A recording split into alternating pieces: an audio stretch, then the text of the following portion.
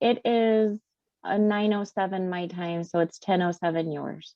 Okay, so maybe a couple more minutes and then we should get started. Okay.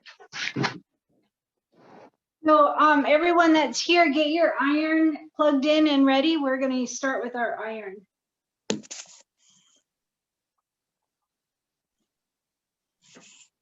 Debbie Random. That's cool. So she's got it where it's set up as, instead of live video, she's got a photo of herself. Mhm. I like that. That's a good idea. I should do that. No, You don't have because cameras. then we won't be able to see your machine. I know. So It's going to be it's a big- interesting though. So I'm going to have to switch from this view where you can see this to the machine view, and then I have to change out the tripod. So it's going to be some challenges to figure it all out, but as long as we're having fun, right? Yeah. You'll be a pro in no time. That's right. I doubt that. You are a pro. Not I mean, at it's a Zoom. She is a Not pro. at I'm saying it's Zoom. I know. Not at live video. I'm really good at staying in my little room and doing my own thing. Boy, so Me too. meeting me really has stretched you out of your comfort zone then. Yeah. So I had you in my head this morning when I was super nervous, and last night when I couldn't go to sleep. Pull on your big girl panties. Girl You can do panties. Great. What I told her right before we went live, I'm like, just put your big girl panties on. We can do this. that. That's okay, Absolutely. Debbie. Probably why my picture shows. That's totally fine. How cute that she's joining from work. I have an idea. Oh, I have an idea. While we're waiting for people to join, Yeah. how about we do a quick introduction and then you know us.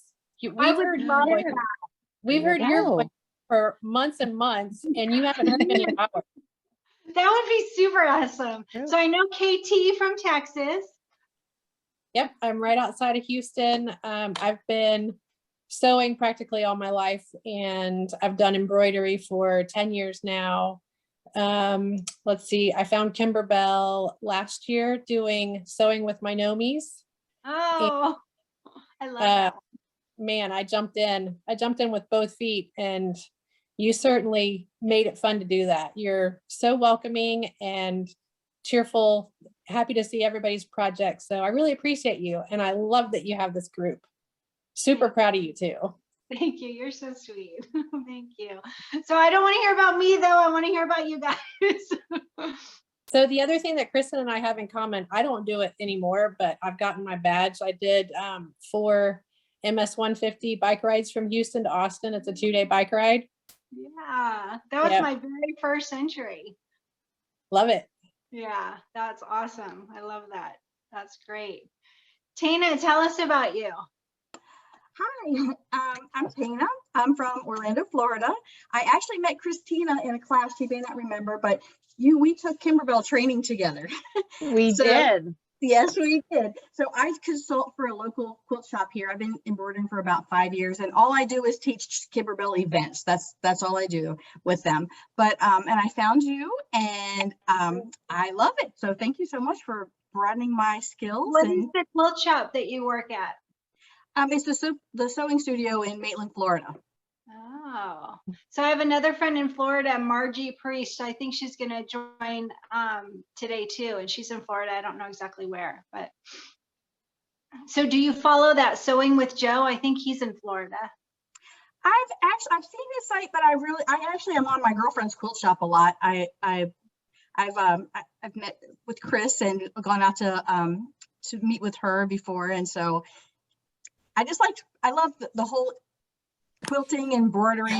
Like I said, 5 years ago, I just jumped in. So I'm just learning all I can and meeting as many people as I can. So I love that there's this group.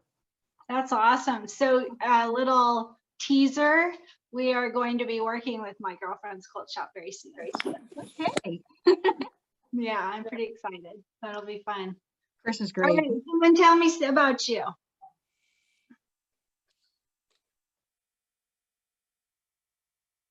Who did you say? Someone, you, Ginger, Someone. tell me about you. Hi. Ginger Gould. I'm a Jersey girl most of my life, and have lived in North Carolina now for 5 years. And I am an RN. I am at work. I am not a bedside nurse. I coordinate home care. So if you're being discharged from the hospital and you need visiting nurse or physical therapy, I come in, coordinate and get the orders and set you all up. So that's what I do. So my coworker is on vacation this week. So I have my little office all to myself. So I may go off camera and on mute after a while, but just wanted to say hi and meet and greet. So I've been, let's see, I got my first embroidery combination with sewing machine after we moved here. So that was like 3.5 years ago, something like that. And so I got a little baby lock of cord, and I'm trying to remember my hoop sizes. I quickly discovered that I was very limited because of my little hoops. And I was taking a excuse me, I can't talk. I was taking a Kimberbell club monthly at my local quilt shop. And that's really how I learned. Like I hadn't touched a thing, and I went to that first class, and the teacher probably wanted to kill me, you know, because like I hadn't done a thing. Like, you know, I figured out how to thread my machine. Okay. So We all went along with the club, and yeah, we all start somewhere. So I went to the club and discovered that I was very limited. There was one project that really wanted to make, and my little hoop wouldn't do it. They actually loaned me a big girl machine with a bigger hoop. And so I got my little taste of a fancy machine, and it had that, you know, really smooth auto threader that I thought was fabulous. So let's see, 1 year ago, I got my Baby Lock Meridian. So I got my big girl hoop, and now I'm doing everything.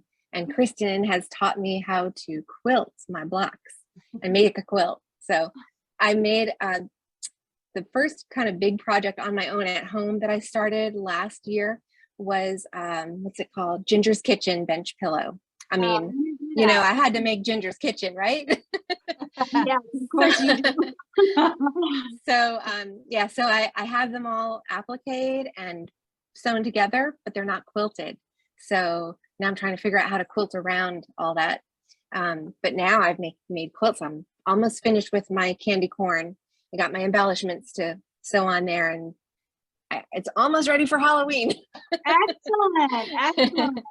Very good. All right, so I think that, I don't know, Christina, can you tell us how many people are in here? We have 19. Okay, so let's go ahead and start each step, and then we'll have everyone start talking. I am from Kentucky. I've said since high school, but started embroidery only 3 to 4 years ago, and it went away already.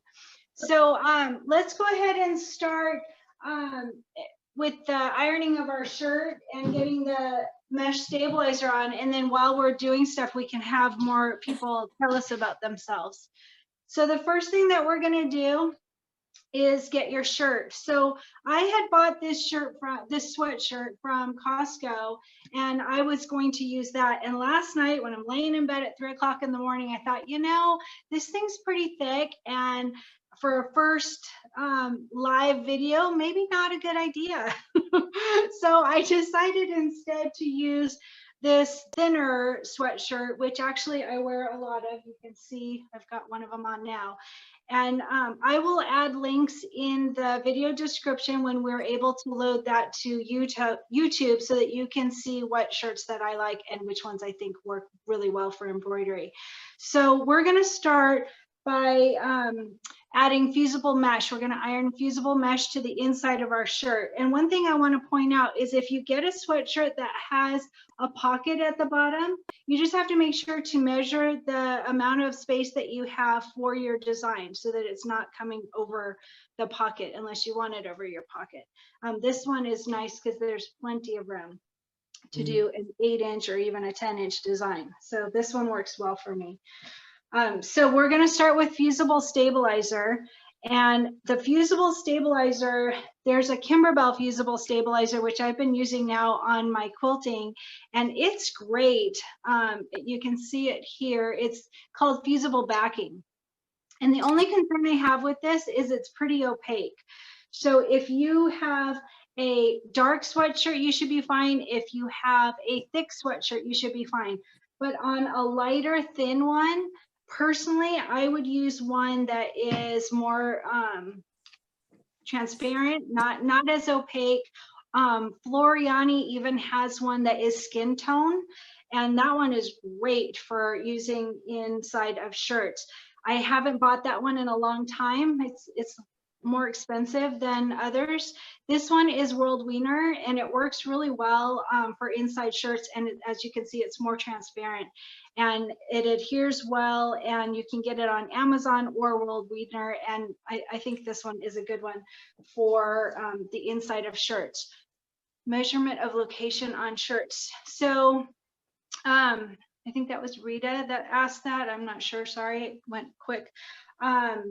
So as far as the measurement of your shirt, like I said, you just have to determine the size of your design. I'm doing the 8x8 design, but it's actually not that large, and I have plenty of room. So you just want to measure the amount of room. So we'll talk about this more later, but I like to start my designs 2 inches from the very top of the design. That's where I find the placement as the best. So if it's lower, then you find that you have wheels or things in places that may not look quite appropriate. I find it better up. Plus, when you're sitting, it will scrunch up if you have it too low. So I find that a little bit higher, 2 inches from the very top, works really well for me.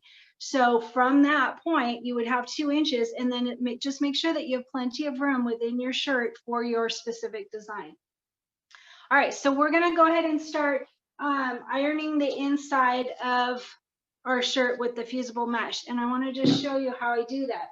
So when you, let's see, I have to turn you a little, I think. Can you see this, hopefully? All right, thank you, Christina.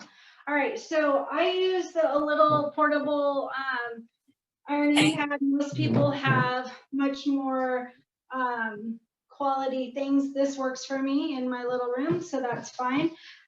So we're going to start by laying out your shirt all the way. It's not inside out. It's nothing like that. It's just regular laying it out, getting all the creases out. And then you can be really careful with how much of your fusible stabilizer you use if you want. You can measure the design and measure exactly where it's going to go. But I found that when I do that, it actually will run off. I won't get it exactly right. So I'm not as careful with it now. I kind of just measure the amount of space that I want. So you see, I'm laying it on my shirt and in the area that I'm going to, and I do it a little larger, and that works for me. So then just cut it, and we're going to put that inside of our shirt, and then we're going to iron it. All right, so make sure that you have the fusible side, the side that is a little bit shiny, and we're going to put that inside of our sweatshirt or shirt, and just line it up and straighten it out. And then we're going to iron it. So just make sure that it starts a little above where you're going to start your design, and then it comes down far enough for your design. Is that laundry? Okay, when you're done loading it up, would you please take it out? Sarah, you're not muted, and we're hearing you talk to your son, just so you know.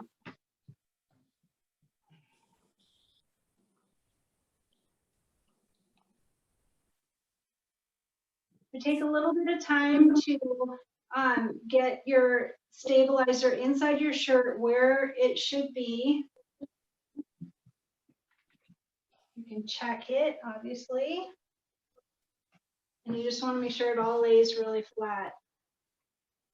Okay, so once you have that, then you're just going to iron the top of your shirt and make sure to get all the way around.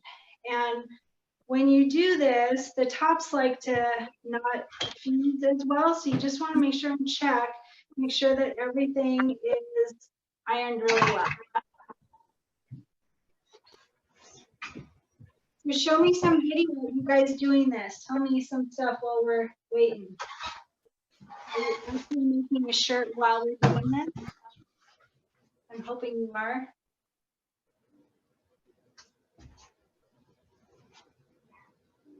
Debbie, your video's not on, but I can see that you're trying to talk.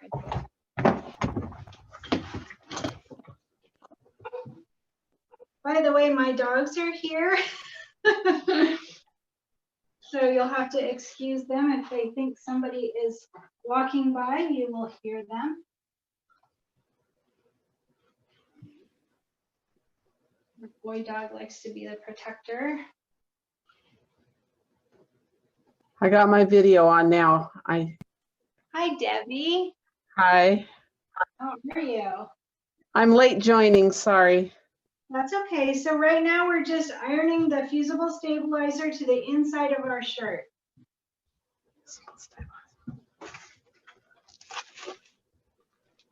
That's the polyester fusible mesh. Yeah, fusible stabilizer.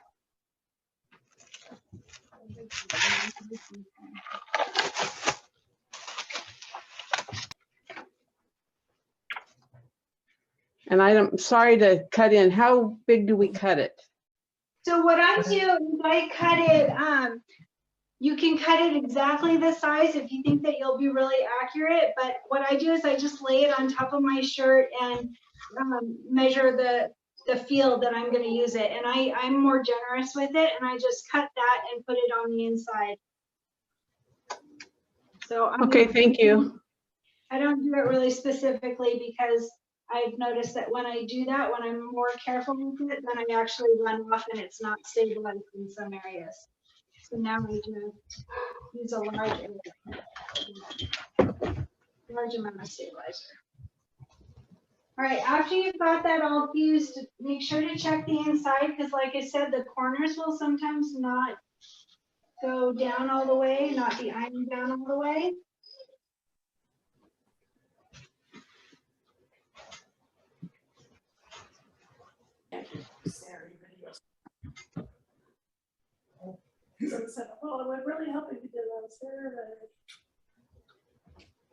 Hi, Kat. Mute yourselves unless you have a question or you want to share some information, which we hope that you will do. And but we don't want to hear a bunch of machines going or. All right. Does everyone have your shirts, the inside fusible stabilizer ironed to the inside of your shirt? Yes. Just doing my now. Good. All right. Who said yes? That was me, Hi, Lisa Kaiser. Hi. Good job. I'm in Missouri, Central Missouri. Well, tell us a little bit about that while we wait for everyone to get their fusible stabilizer on. Well, I got this baby about, 3 months ago, maybe 2 months ago, a Baby Lock Alliance. I sold my brother, whoops, sorry, where'd I go? Hang on, there we go. I sold my brother NQ 1600 to a friend and went up to this alliance because I do a lot of shirts for grandchildren. And I've just been doing this since about June. Very good, very good. So there was a question, sorry, I didn't see the name fast enough. So the question was, is this like SF 101? So let me show you real quick. This is SF 101. You can see it's super opaque. So I generally do not do this with shirts because you will see the stabilizer under your shirt if it is thin, if it's light, and really kind of either way because it's thicker and it's very, very opaque. So you'll see the edges, and I don't do this for shirts. This is super great for quilting. Kimberbell has their new fusible backing. So let me show you that one. The Kimberbell fusible backing is also a little opaque, not as much as SF 101. This would work on shirts, but it is still a little opaque. So the World Weidner brand, you can see it's very transparent. So this one works really well for shirts in my opinion. And Floriani, I don't have it. actually, but Floriani has one that is skin tone. So you just want something that you're not going to see through your shirt. And so I wouldn't use SF101, but if that's all you have, it will work. And if you have a thicker sweater or shirt and it's darker, then SF101 probably would be fine. So I said at the beginning, yeah, go ahead. This is Artie Rendon. I'm from Bismarck, North Dakota. Hi. Anyway, what stabilizer are you using? You're not using the Floriani, you're using what? World Weidner. World Weidner. World Yep. Weidner. Okay, W- and I'm not doing my t-shirt now. I'm just doing the video and taking notes, but thank you. Yeah, so I can get this from World Weidner direct or from Amazon, and it's spelled World and then Weidner. That's the Okay. one I like. Some of them don't adhere as well.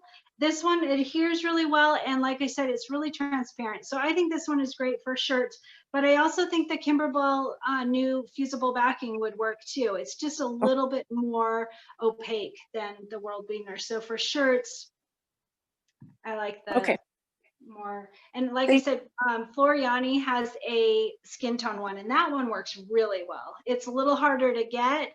I used to be able to get it from my local quilt shop, or actually my local machine shop, but then I moved, and I haven't found it as easy to find, and it's more expensive, but it works great. Okay. All right, everyone. So once we have our shirt all stabilized with the inside having the fusible stabilizer, then we're going to fold the shirt in half. So mine has a hood. So you just move the hood out of the way, and you're going to find exactly the center of your shirt and fold it. This part is really important. So if you line up the arms, line up the shoulders, and then we'll line up the bottom once we get it on our ironing mat, you want to make sure to find the center. And we are going to iron a crease directly down the center. And this is really, really helpful for hooping when we start hooping. So we're going to line this all up, and then we're going to just iron a crease down the center of the shirt. We'll iron it out at the end, but it really makes it easier to hoop. So fold it in half. If you have little strings on your hood, if you got a hooded sweatshirt, move those out of the way. And I have a little tip on those too, actually. All right, so for now, just center your fabric and then iron straight down the middle. All right.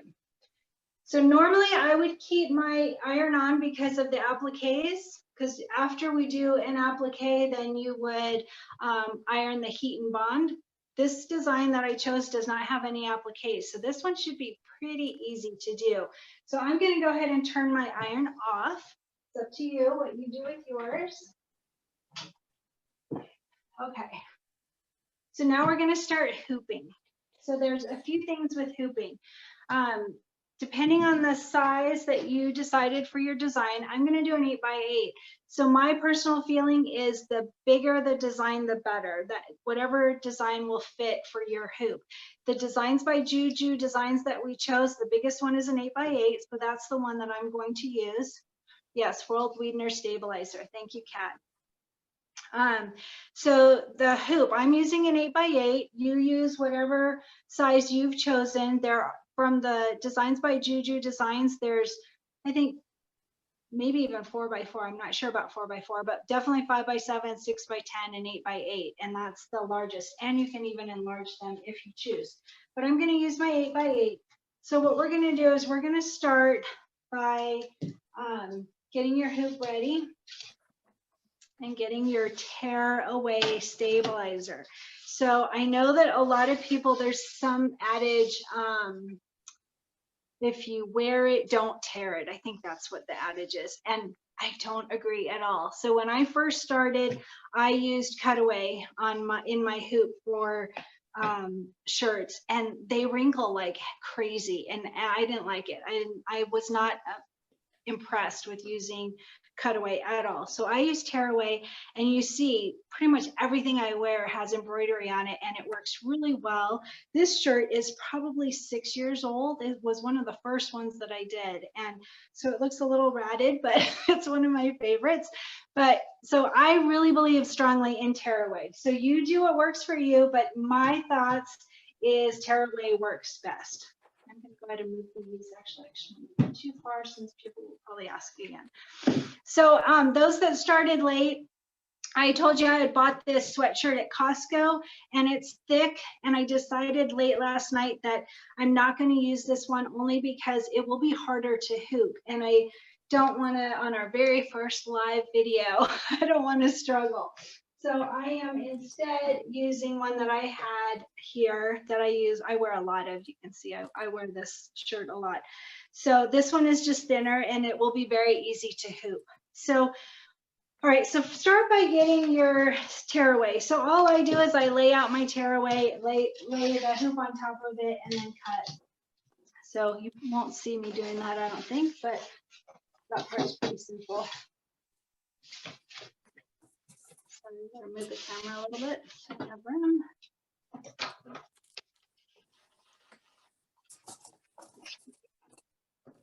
Normally I just use my rotary cutter, but the camera is in the way.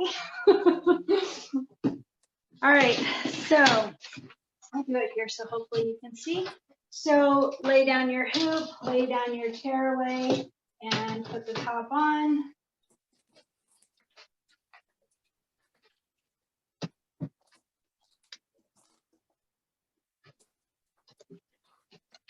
Normally do this on a hard surface, not on an ironing board.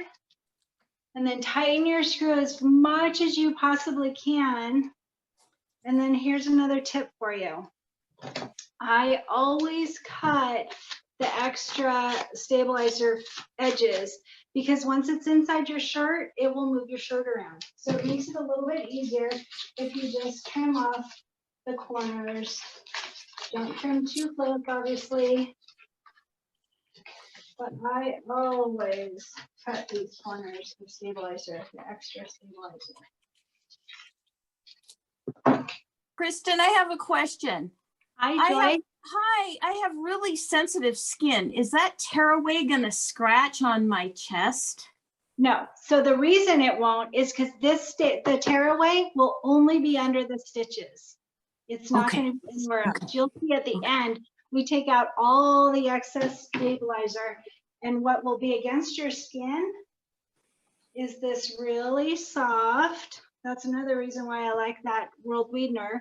This will be against your skin, but even this, we're going to trim away at the end. You'll see. Okay, thank you. Yep, no problem. So this is very soft. You can see it's super pliable. That's another reason why I prefer this over SF101.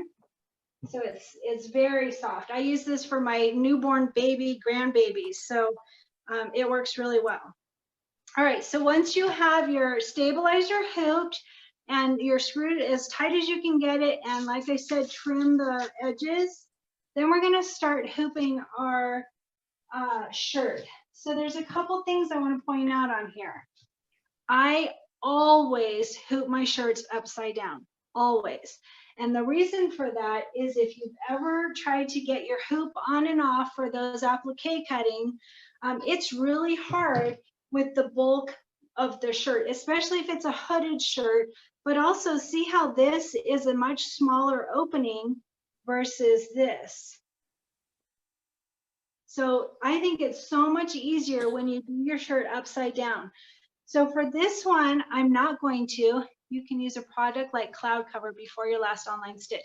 Yes, thank you, Kat. So there is something called Cloud Cover. You can get it on Amazon. I bought it when I first started out for my grandbabies. And the issue that I had is it didn't stay through multiple washings. It would come off. And so I gave up on that and instead just found a really soft stabilizer, and that works really well for the grandbabies and for myself. But definitely you can use Cloud Cover if you have sensitive skin and you think that it will be an issue. So for this one, I'm gonna hoop it regular just to not confuse everybody, but I want you to know my reasoning that absolutely always do it upside down. So if you do turn your design, it only stays if you have a final outline. That's good information. All right. I would think a satin stitch would help it, but like I said, mine came off, so I didn't use that cloud cover, but I did try it. So like I said, the upside down, I think that that is a really, really, really good tip. But if you do it, you have to make sure to turn your design upside down. Really important. Ask me how I know. You will have a design upside down on your shirt, and I did do it once. So it's a hard lesson to learn. But I am going to show you, once we get to the machine, I am going to show you how to turn the design upside down for future. And like I said, if you're doing an applique, it's really helpful because you're on and off with the hoop constantly. You're taking your hoop off the machine. So for this one, I'm going to do it regular, and I will very likely struggle with getting it on my hoop because I'm not used to doing it that way. But all you do is you get your shirt laid out on your mat or on a hard surface and put your hoop inside. So you could turn your shirt upside down to line it just right and then turn it inside out. I don't do that. Instead, what I do is I use the little, let me show you before I put it in here. So on every hoop, I'm sure you know, but on every hoop, there's this little notch, and it's at every vertical and horizontal side. So right in the middle horizontally and right in the middle vertically, there is this little notch. And that's why we do that, the ironing seam down the center so that we can use those little notches as our guide. All right, so once you get your shirt inside, once you get your hoop inside of your shirt, you're gonna want to, okay, so once you have your hoop inside of your shirt, let's see if this helps you to see it. We are going to use that center ironed seam. It's not really a seam, the ironed line, I don't know what you call it, but we're going to line it up with that first notch. So what I do is I use the stabilizer. So inside the shirt, you can see the stabilizer, and you want to line that up with the top of your hoop and use that, the center guides, to make sure that your shirt is straight. It's really important to get it straight. You don't want a wonked design. All right, so take a little bit of time, get your shirt centered. Tell me how it's going so far. Are you getting your shirt hooped? Cristin, would that Kimberbell crosshair work on your, if you would have stitched that on there first? Yeah, but then you'd have to take it out and it'd be under stitches. That's true. Yeah. But I thought for helping for centering it, but yeah. Well, so this works really well. I'm sure there are many other ways. I wouldn't want to have to take it out under the stitches. I would be concerned about that. But if you did it in like the color of your shirt, maybe, then you could leave the ones in that are under the stitches. That might work. Someone asked about stabilizer. Tearaway stabilizer in my hoop. Kimberbell has a tearaway stabilizer. I don't have any yet, so I'm using World Weidner tearaway stabilizer. And I went over why I feel that tearaway is much, much better than cutaway in my stabilizer, in my hoop when I am doing shirts. So it does not wrinkle. All right, so make sure that you've got this all lined up. Take some time, don't rush through this part. This is probably the most important step. So use those center guides and just make sure that your shirt is lined up just right on it. Sorry, I'm getting messages. And so my hope is I'm saving up for a camera, and then I won't have to use my phone so that you won't hear all this beeping and all of that, and it will be better video, but I'm saving up for it. All right, so you see how I'm using my fingers to pinch that little center mark, and I've got my center line on there exactly right. And once I do that, then we're going to pin. So I want to talk to you about pins. Let me grab some others. All right. You know, a lot of you have this type of pin. There we go. So I don't use these because they are too long and they aren't as durable. I use these type of pins that are just a little bit shorter and very, very strong. And this will help you to not punch your finger through your tearaway stabilizer, because that is an issue, especially if you're using a lightweight stabilizer. You can punch your finger through. So I used to use, when I first started, I used Floriani tearaway stabilizer, and I punched my fingers through that stabilizer all the time, and it didn't work well for me. So you want a medium weight, at least a medium weight tearaway stabilizer. This one, I think it's 1.8, I don't remember exactly, but World Weidner medium weight cutaway, or not cutaway, sorry, tearaway. So you could use these pins if that's what you have. Just hopefully they're not those sewing ones that are so thin that you can sew right over them. You just want something more sturdy. All right. So these are what I use. I will try and find a link. I bought these so long ago, I may not have it anymore, but I will try. So once you have your pins ready, you are going to start pinning, and you want to pin as close to the hoop as you can. And I want to try and zoom in on how I do this, because I know people have had questions. I'm not sure how to do that.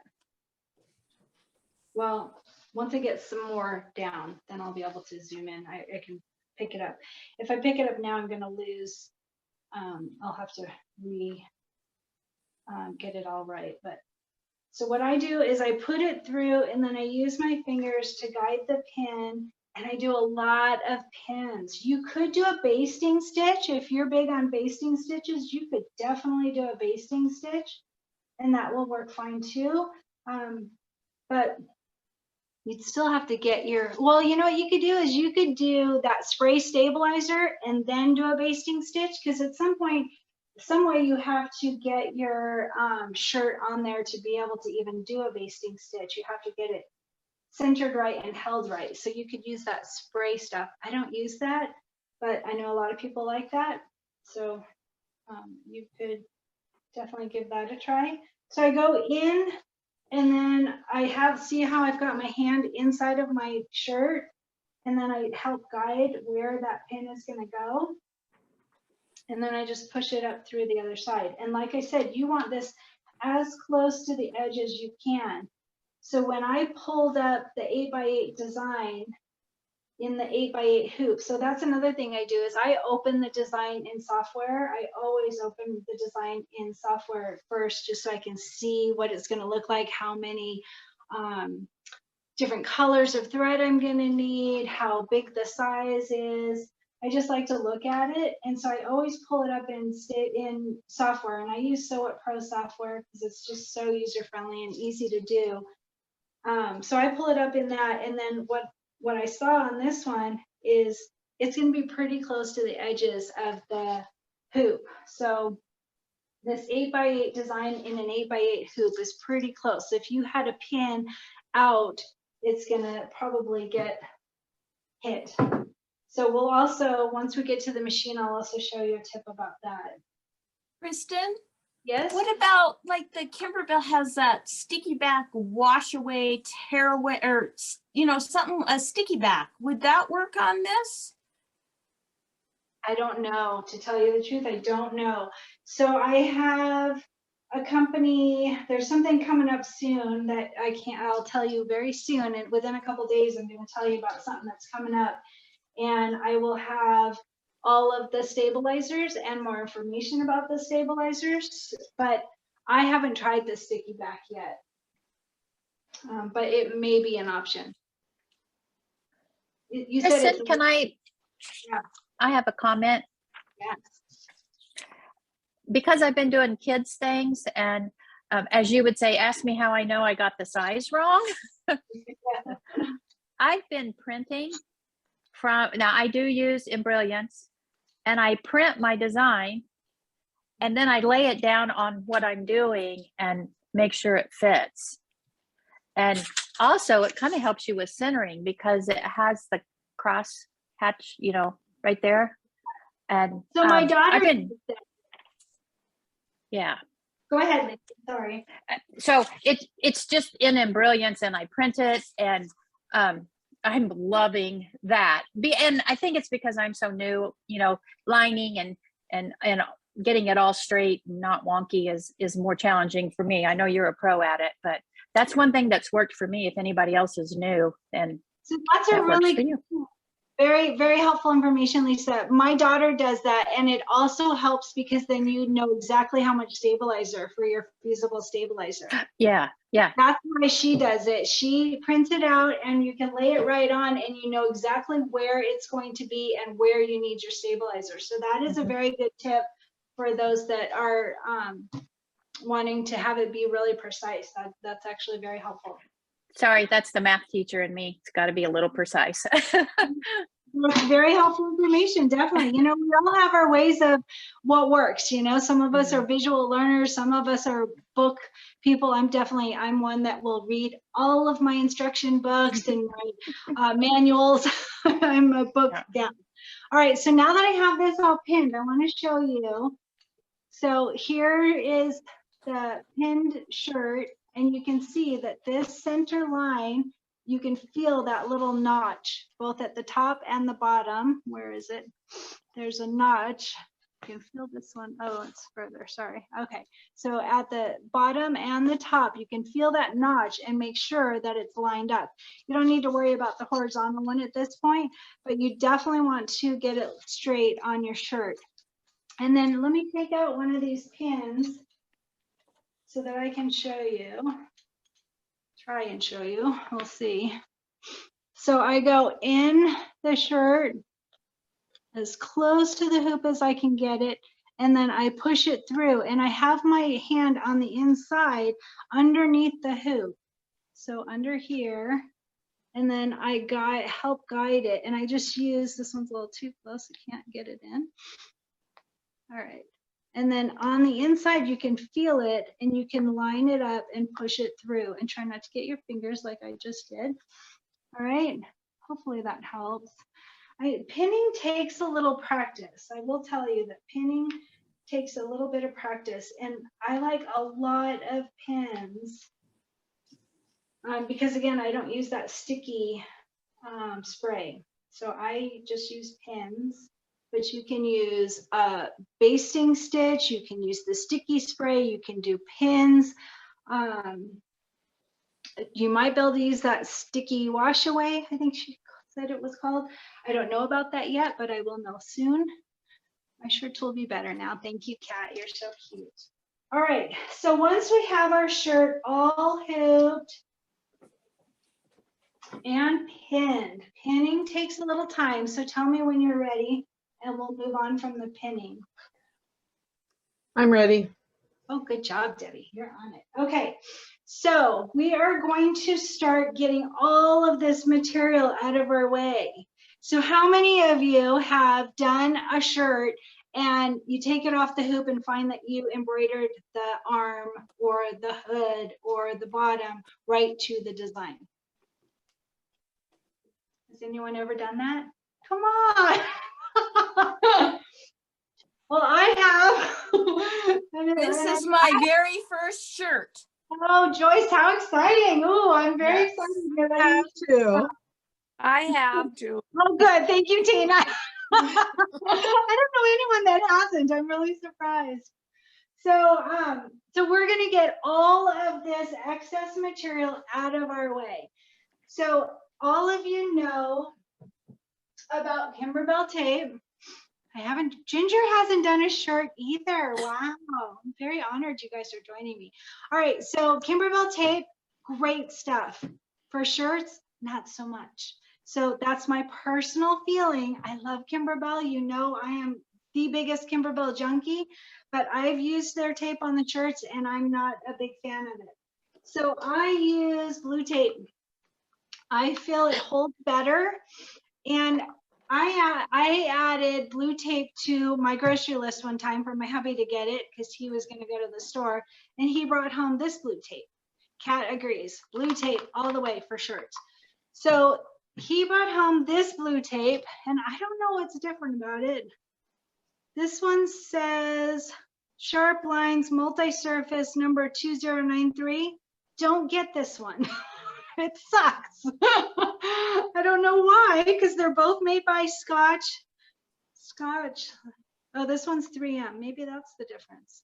No, 3M is Scotch. It says 3M. Sorry. So whatever this 2093 is, you don't want this one. This one is regular 3M blue tape, 2090. 2090, get that. 3M 2090 blue tape.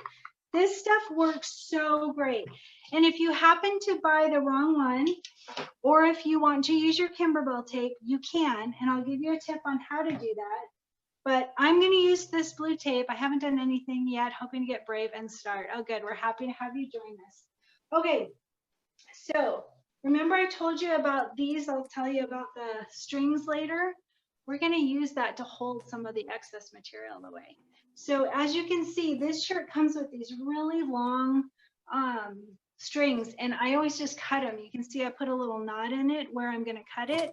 I always cut them, but I wait until after I'm done embroidering because I can use these to my advantage. All right, so you want to start by taking the back. Love the blue tape dispenser. Thank you. It's just Amazon.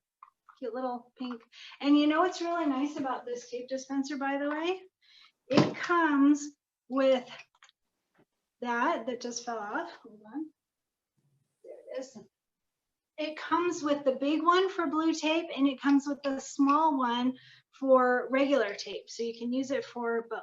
Right, so like I said, it's small load, big load, and it works for both, and it's really great. All right, and then it just goes right into this thing.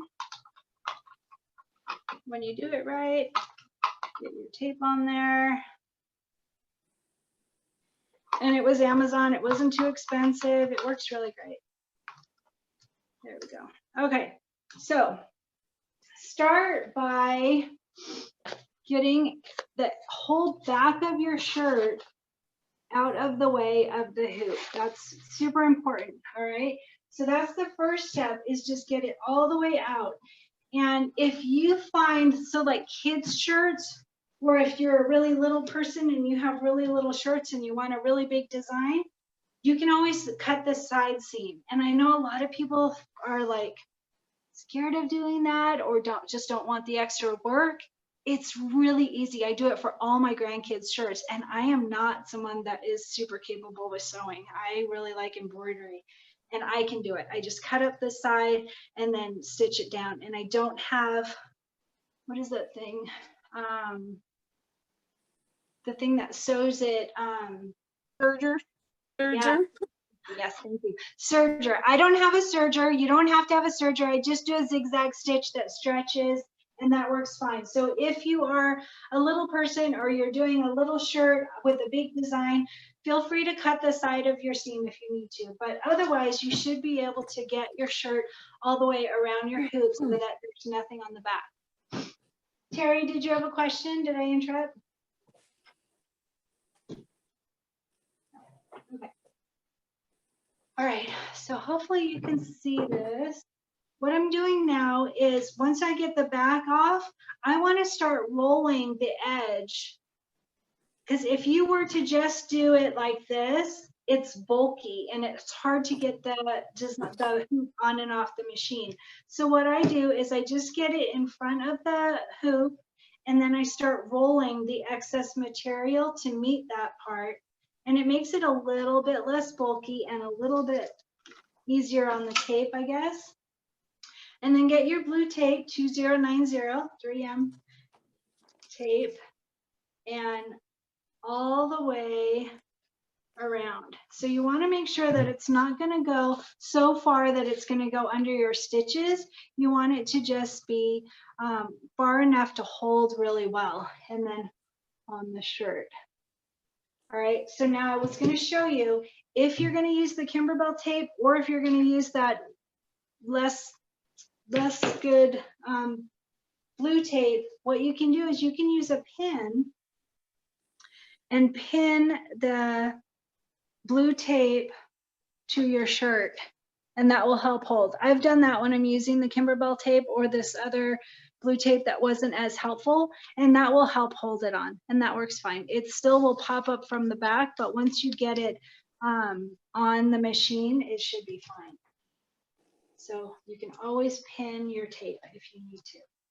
All right, so once we have that, we're just going to keep going all the way around the shirt, and like I said, fold it in and get your blue tape. Cristin, I use binder clips too. Yeah, so I have binder clips. Well, I don't know if they're binder clips, but I have these, and I used that when I first started, and that works well too. You can definitely do clips of some sort to hold the excess material. I just use blue tape. That works well for me, but binder clips is definitely an option. Thank you for sharing. E.T. So Yeah, Cristin, what part are you taping right now? Are you taping the back of the shirt? The front to the hoop. So it's just it's not the back of the shirt, it's the excess material. I guess it is the back. Okay, of the shirt. okay, All the okay. excess material. Thank you. Cristin, it's Elaine from Elaine. Orlando, and I'm the one who plays Animal Crossing, and I love it. Oh my God. Are you going to download the new update? November 5th. So are you doing the one where you buy it outright, or the yearly thing? I buy it like once a year, I guess. I renew it, and then so this is going to be an upgrade or an update. So we're so excited. So tell your son, thank you, thank you, thank you. For those that don't know, my son works at Nintendo. He is an engineer. Oh, look at Sarah loves Animal Crossing too. So you know who else loves Animal Crossing is Luz, one of our admins in our group. She plays Animal Crossing too. So my son works at Nintendo. He's an engineer, and he actually worked on the Animal Crossing game. And he couldn't tell me, his mom, that when he was little, we played it, that old version. I don't know what it was called, but we played it, and here he is working on the game, and he couldn't tell me.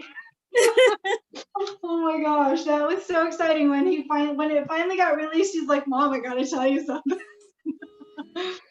Well, it's awesome. You guys just tell them they just went crazy on this fantastic update. It's a great game. I'm really excited for the update. That'll be fun. Okay, I'm back to muting myself. Okay. Cheryl, did you have a question? I saw you pop in for a second.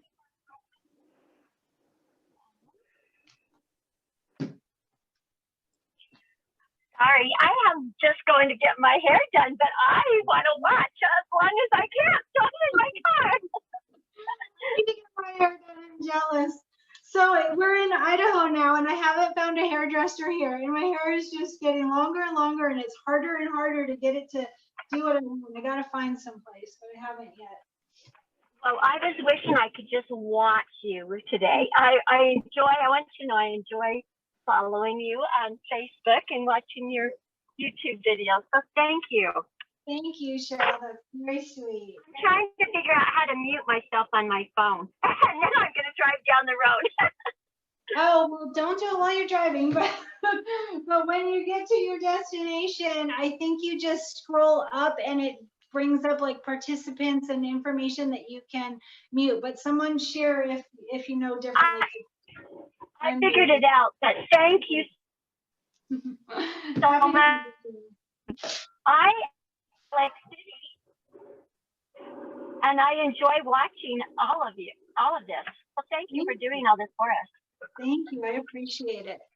All right, so I want to show you. So I have it blue taped all around, but notice I had to miss the area that has the part where the hoop goes on the machine, because obviously you can't go over that. So you just do it as close to the edges as you can, and then there will be a little bit of extra excess material here, so you just have to watch that a little bit. But then look, we still have all of this, all of the arms, all of the hood if you bought a hooded shirt, arms. And we want to make sure that these do not get stuck under your hoop, because it is so easy for it to just be pulled right under the hoop. So what I do is I hold them out and I tie them together. So you can use the strings if you bought a hood. So if you have a hooded shirt, I should have mentioned that. If you have a hooded shirt, it's a little bit harder, but I really like the hooded shirts. I think it gives an added element.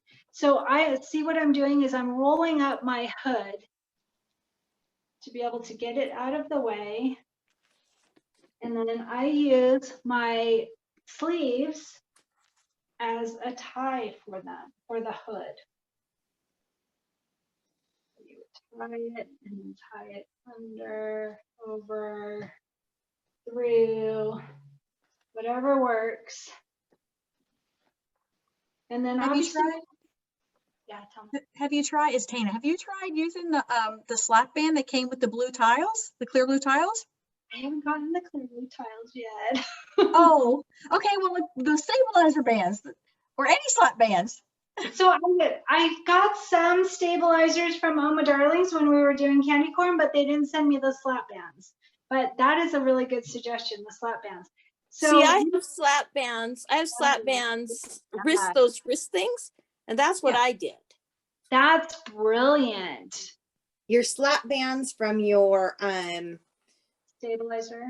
Stabilizer. or your slap bands from the clear blue tiles. Clear blue tiles, thank you. Those will work amazing for them because they actually get really tight and will hold it. And you can actually put a lot in it because I've been quilting with them. And it's amazing how much they actually hold, and they hold it nice and securely. That's really good. But if you don't have those, you can buy the party bands off of Amazon for like little kids parties. And those work too. And it's for little kids. They're like party supplies. If you search on Amazon, they just have like party bands is what they call them, or party slap bands. And it usually comes in a kit with some other things for like $20. You get a bunch of them. So that's right. That's really helpful. Very good. So I have some news coming soon, but we've got some future projects coming very, very soon. So within the next couple of days. So don't buy anything yet, because we've got another sponsor coming soon. So now look at all of this. This is why I do my shirts upside down, because we're going to have to get all of this past our needle.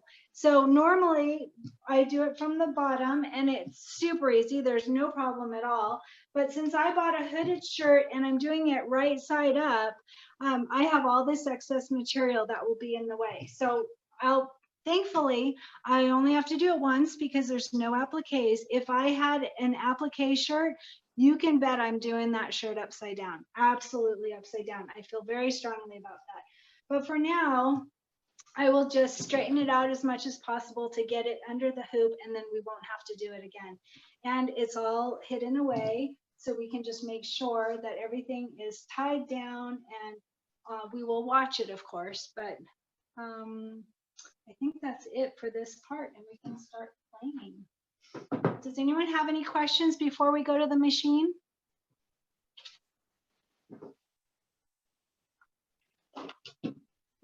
All right.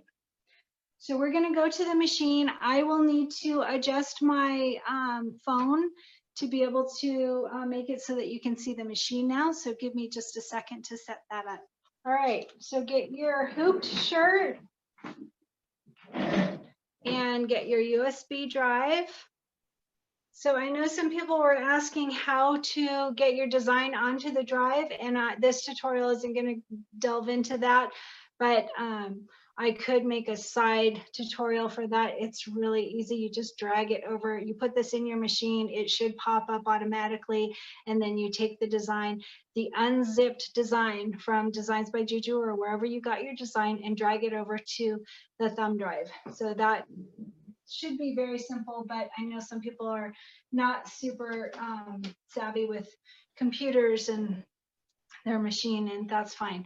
So we're going to plug this in, turn your machine on. I have mine plugged into an extender. And I bought this extender as soon as I started embroidering because I heard that the constant in out of the USB drive to this USB port can go bad. So I bought this so that if it goes bad, it's this that's going to go bad. But I've never had a problem. And then turn your machine on. I'm not going to mute myself, so you are going to hear my machine, but everyone else should mute yourselves until you have a question. I'm using the Brother Dream Machine 2. I don't remember what the equal of that is from Baby Lock. Christina, you probably know. Do you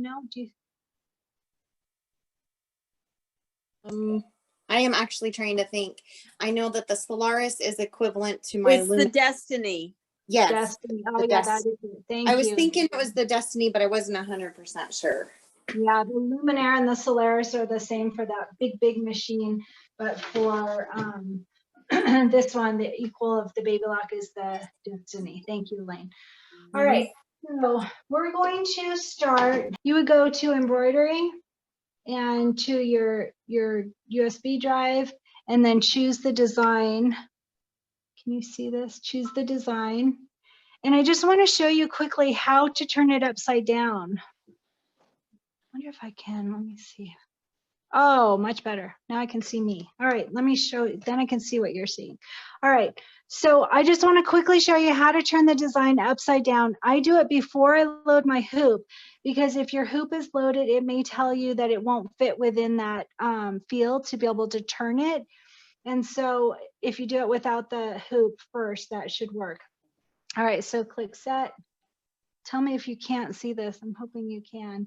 And then you go to edit, rotate, and then see how easy it is to turn your design upside down. If you did your shirt upside down in the hoop, that's how easy it is.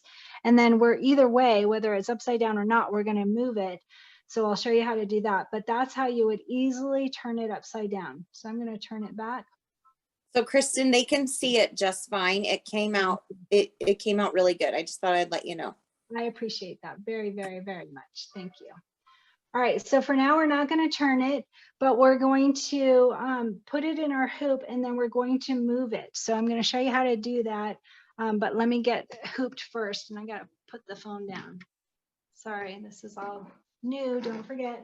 All right, so when you are hooping your shirt, you are going to do the very best you can to get it underneath that needle. And it won't be easy because we've got all this excess material. If you did not do a hooded shirt, it will be easier, but I like a good challenge. All right, so I got it under.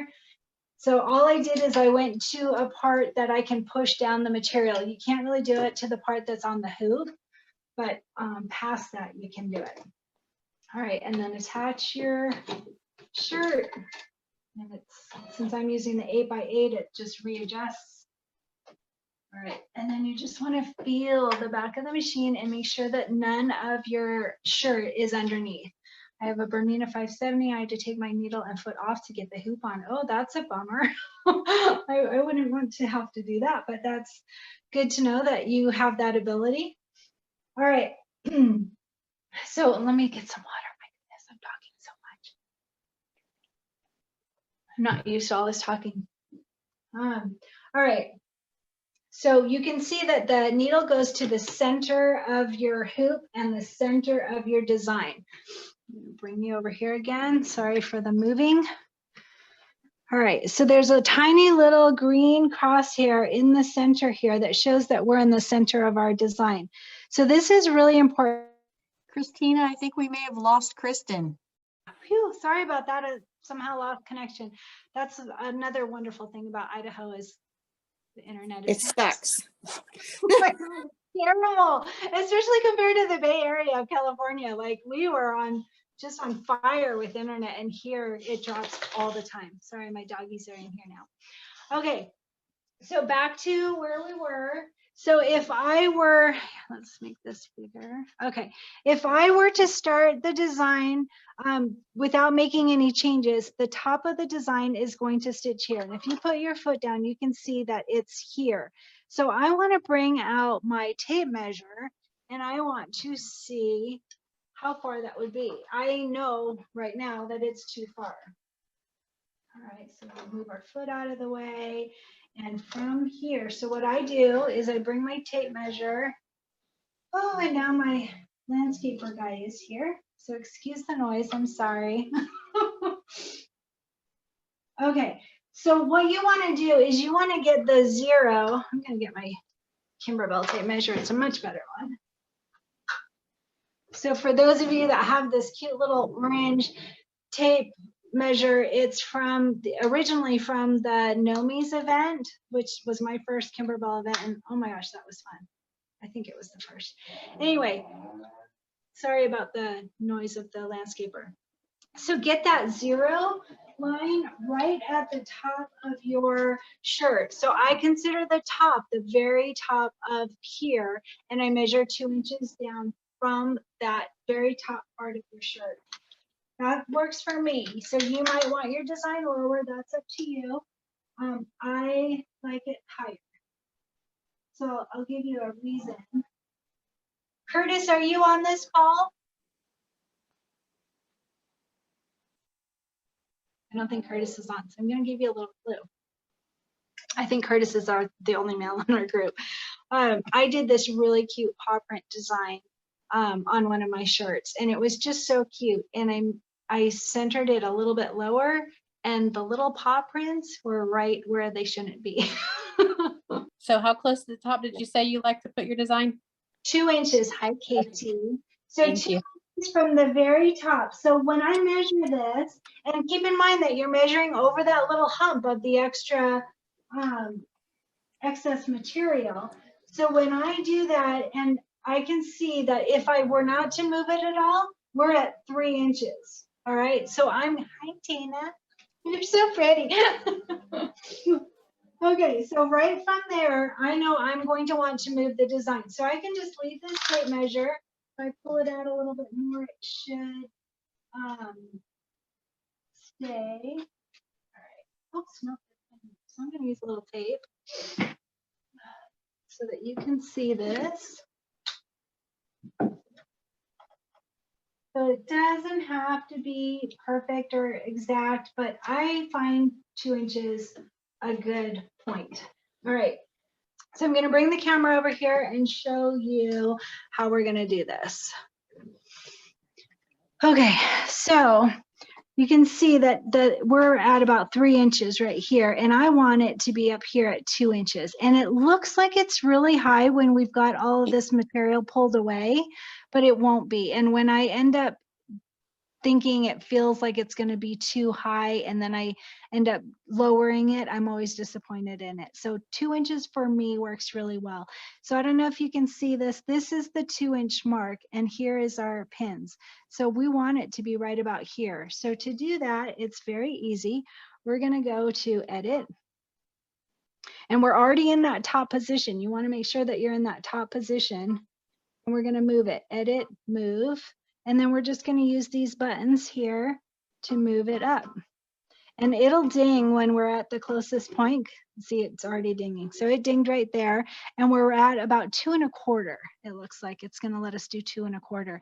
So when we were hooping our shirt, we could have brought it down a little bit more so that you have more room to be able to go a little bit higher if you really wanted it at 2 inches.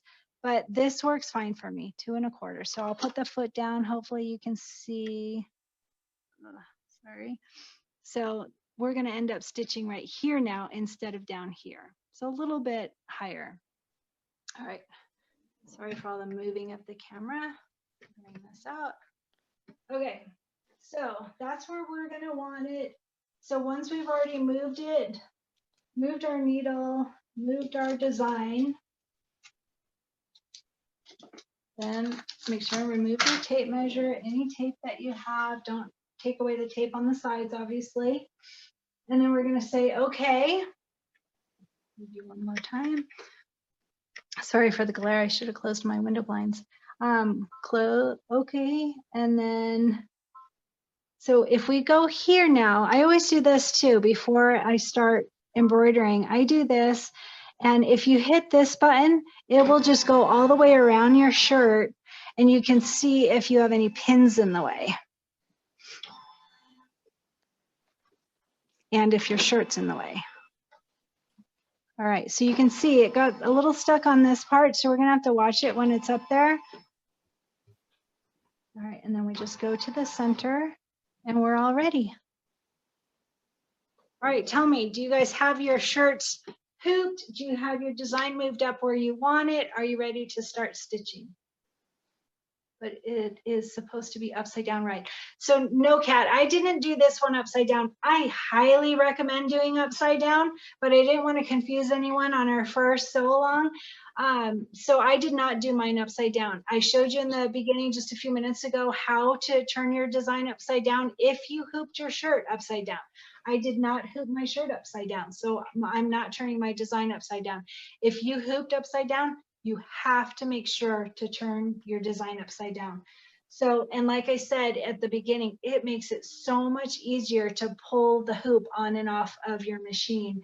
Because think about it, if we're doing an applique, then I take it off the hoops. I've seen some people do it with it staying hooped. More power to you.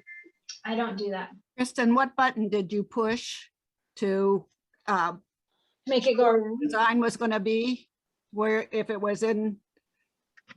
So you would go to the edit, and then it brings up this. Okay. And this one will move it up so that you can see where on your shirt it's going to start stitching. Which one would you show me? Which one you hit to move it up? This one that is at the top button. Can you see this? Yeah. This one. So you could hit the bottom button and it'll move down. You can hit the top button. That's where you want to be able to move it to where you can see where it's going to go. And then once from there, you would go to edit. Sorry, I was already in edit, and then move. Move. And then you use these little buttons here to move your design up. And it's not going to let me because I'm already at the top, but this is, you would just press this top button to move it to where you want your design to start at the top.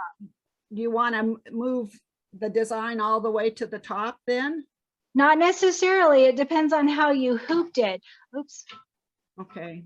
Now I have to. Okay. It depends on where you hooped it. So if you were here a minute ago, I showed that I used a tape measure, and I did that, but I somewhere I lost the rest, some of it. That's okay. It only takes a second to go through it again.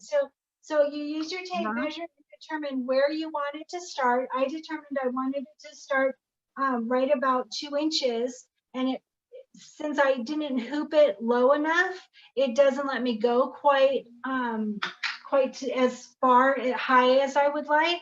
But I use these buttons to move it up all the way, and you can just keep doing it depending on how you hooped it. If you hooped your shirt lower, then it's not going to let you go too high. It really depends.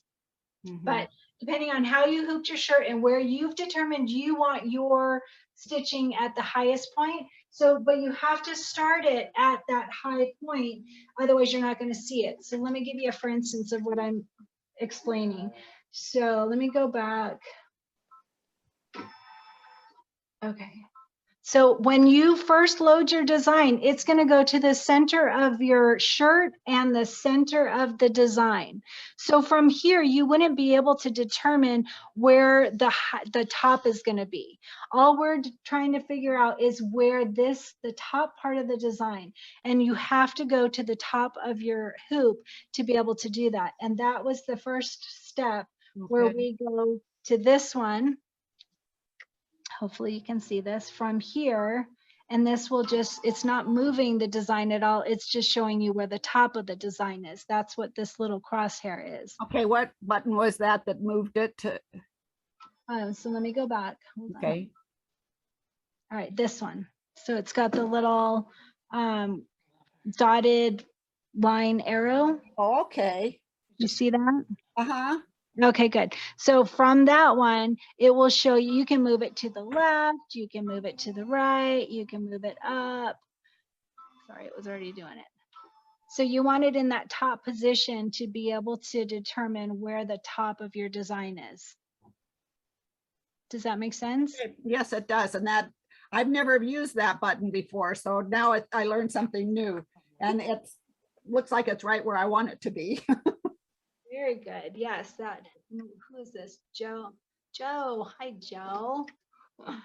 All right. So yes, that button is really important when you're doing shirts. You want to be able to determine where the top of your design is going to be so that you can move it.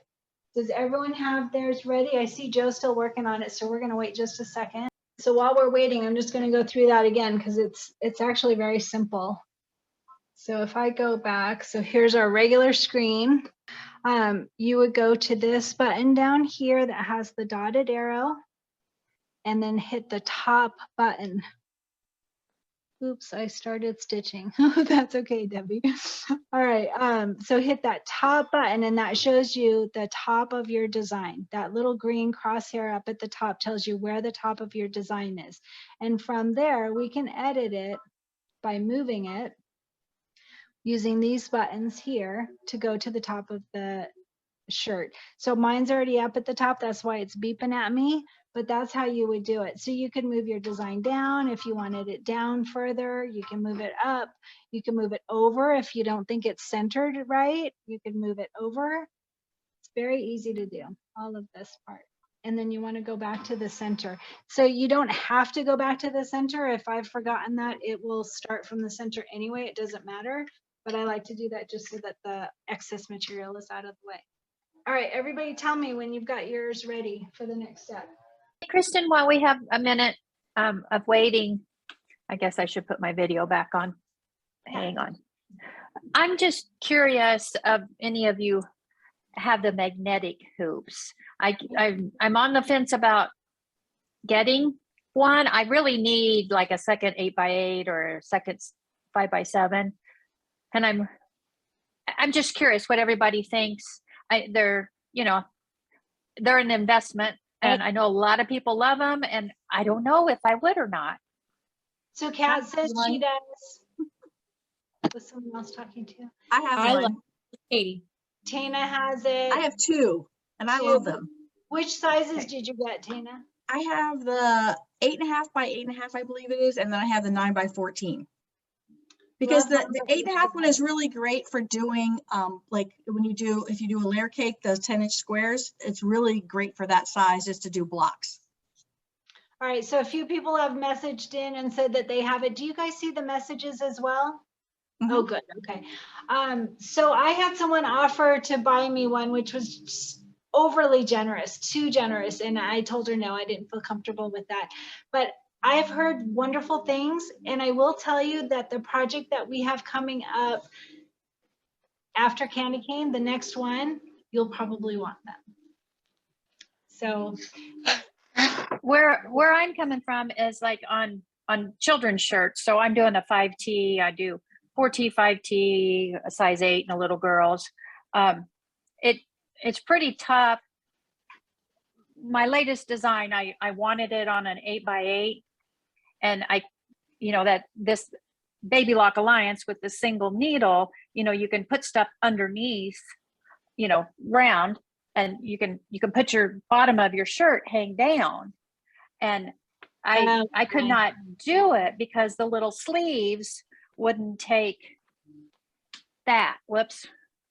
Anyway, you guys probably know what I mean. I couldn't get my holder, my hoop sides through the sleeves of the shirt. And I've just seen several, they get it all lined up and then they go bam and they smack that magnetic hoop on there, and I'm thinking, oh, that looks nice. and painful. I've heard have hurt fingers doing that too, so be careful.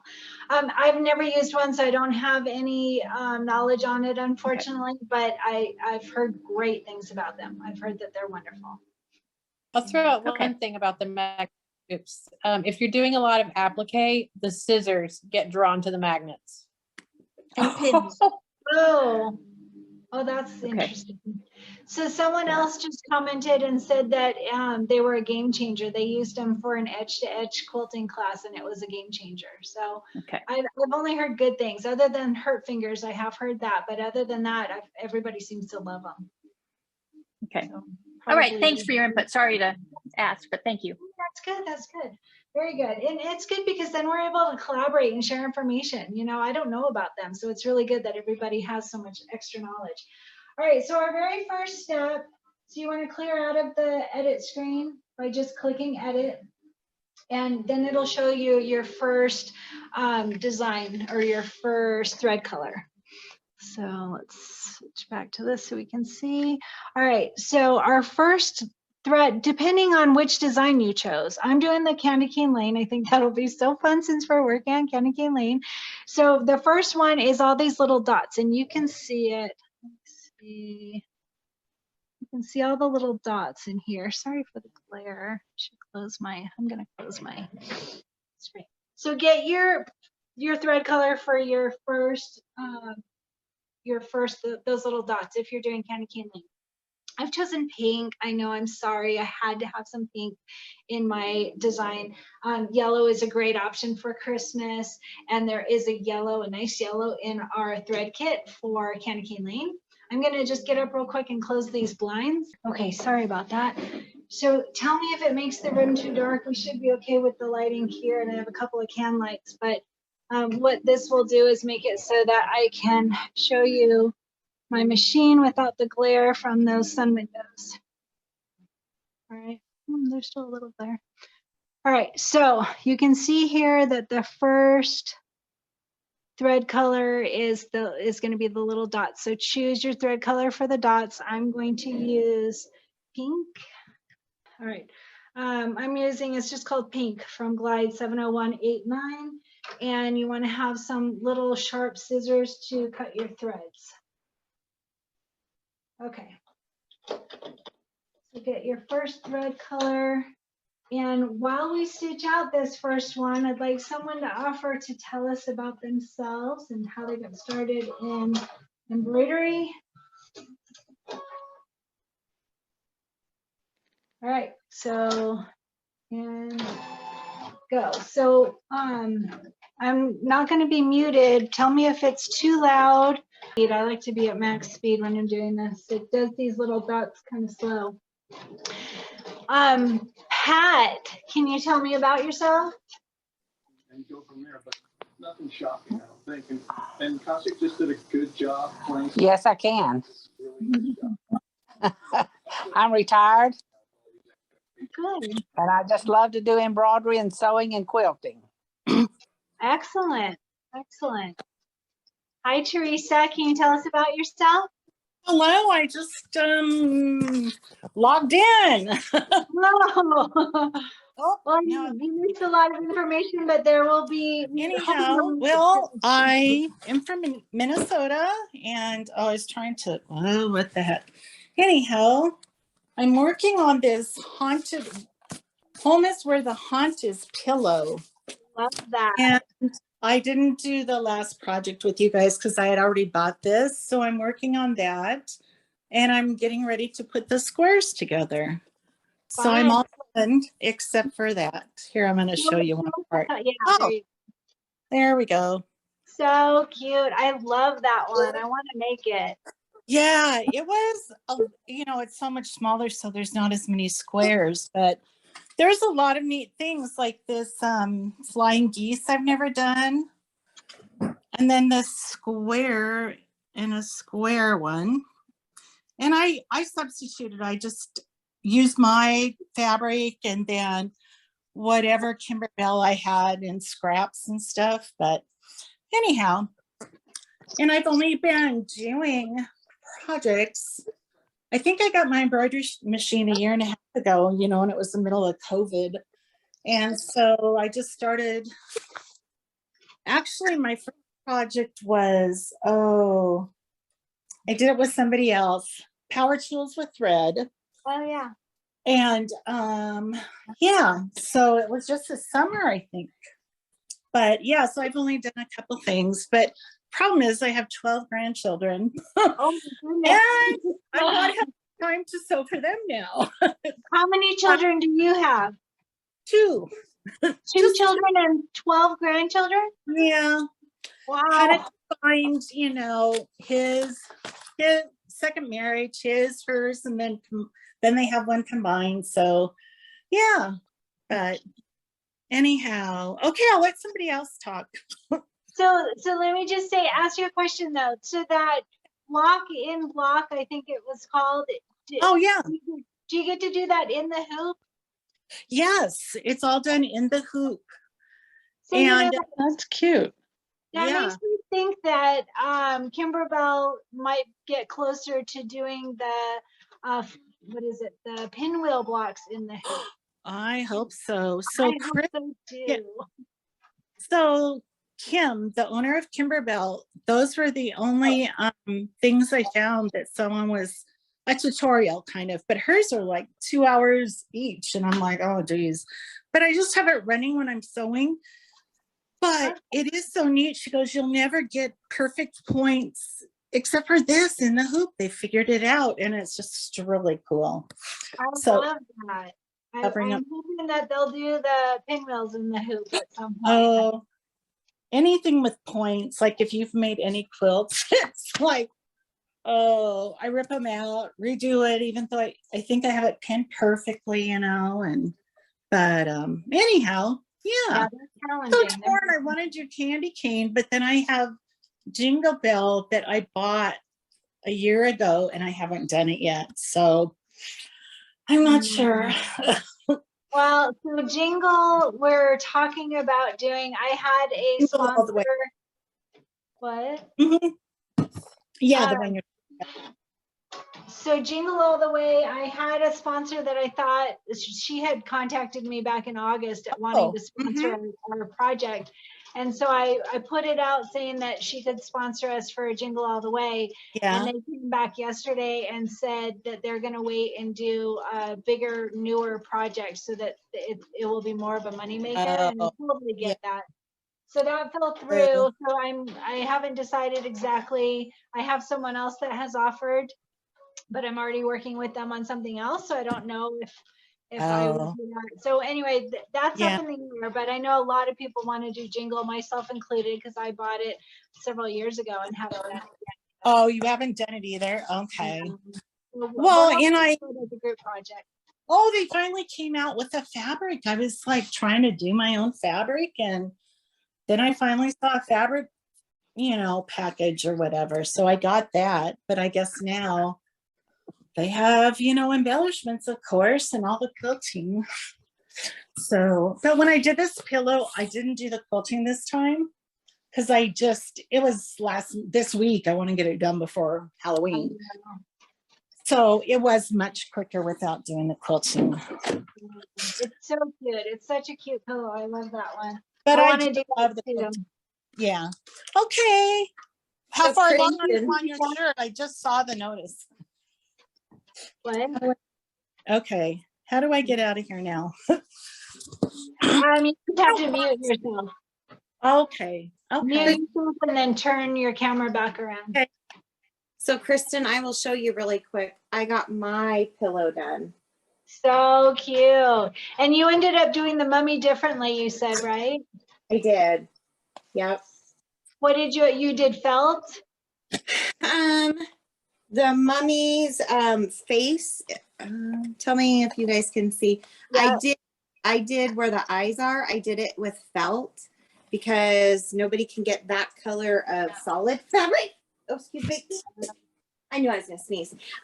Nobody can get the solid fabric right now because it's on back order.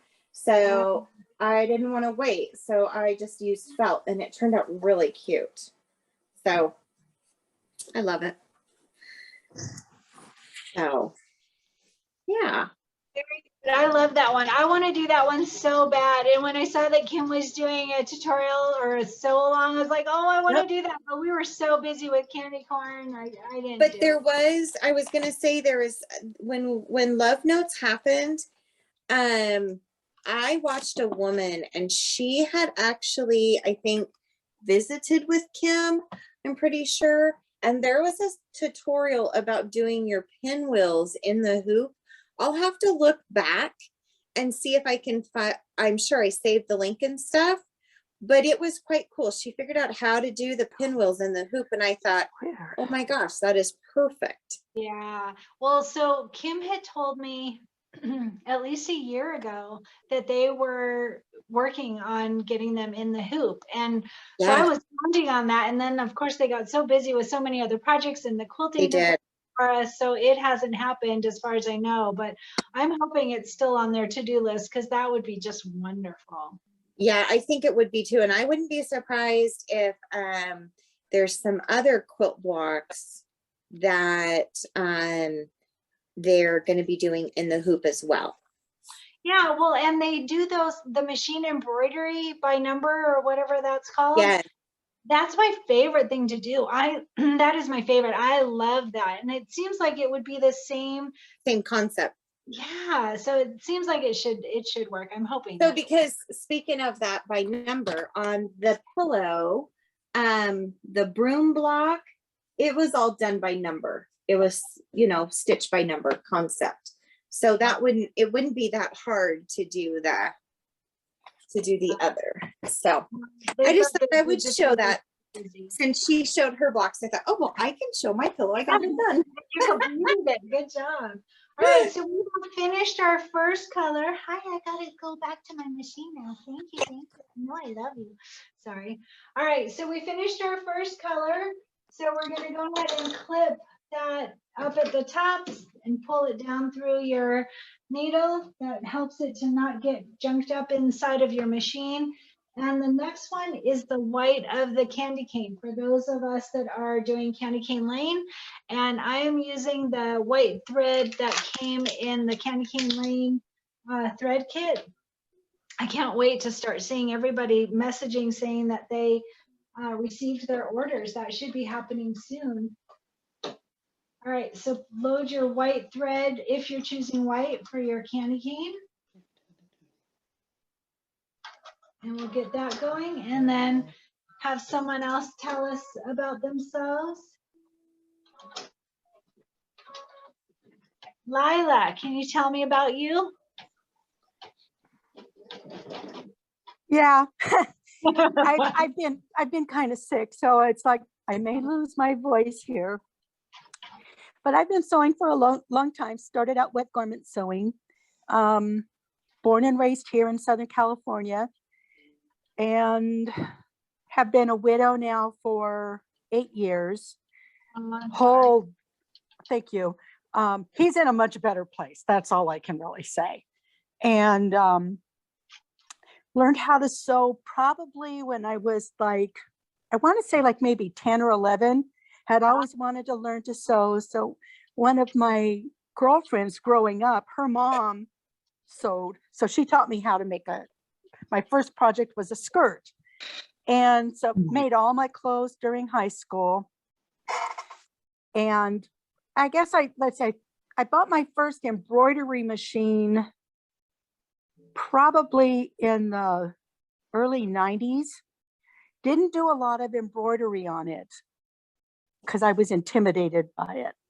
But yeah, when I retired, which was first part of 2015, I bought a new machine because the Bernina was so out of date. It's like a Bernina Artista 170, really, really old at that point. So I bought a new machine and then started embroidering, and I love it. I just love it. I love it too. I love all the things that we can make. I make shirts for my grandkids and clothes for myself and jean jackets and stuffies. I love to make stuffies and little quiet books and you name it. I've made finger puppets, everything I can think of. It's a fun, addicting hobby. Oh, definitely addicting. I keep buying more things and I keep saying, you got to quit buying. I've got so much stuff now that there's no way I'm going to ever get any of it done. That's all of my it done. concern too. I keep buying designs and I'm like, golly, if I did stuff every single day till the day I die, I won't be able to finish them all. I need to that's why this group is so fun, because we can really focus on a group project and work on it together and get them done. Yeah, right now I'm in the middle of prepping all the fabric for Candy Cane Lane, but I can only stand for so long before my back starts to hurt. Then I have to go sit. Then I get back up, cut another piece out, have to go back and sit. It's just, I've had health issues the last year and it's just the pits, but I'm learning to live with it. Do it in bits, and health is more important. Obviously, you don't have to, and it takes a while. I mean, I've been cutting for the last day and a half, and I'm only a third of the way done, and that's because I get pulled into other things, of course. But you know, it's a process for sure. Oh yeah. Yeah, I mean, I finally got candy corn cut out.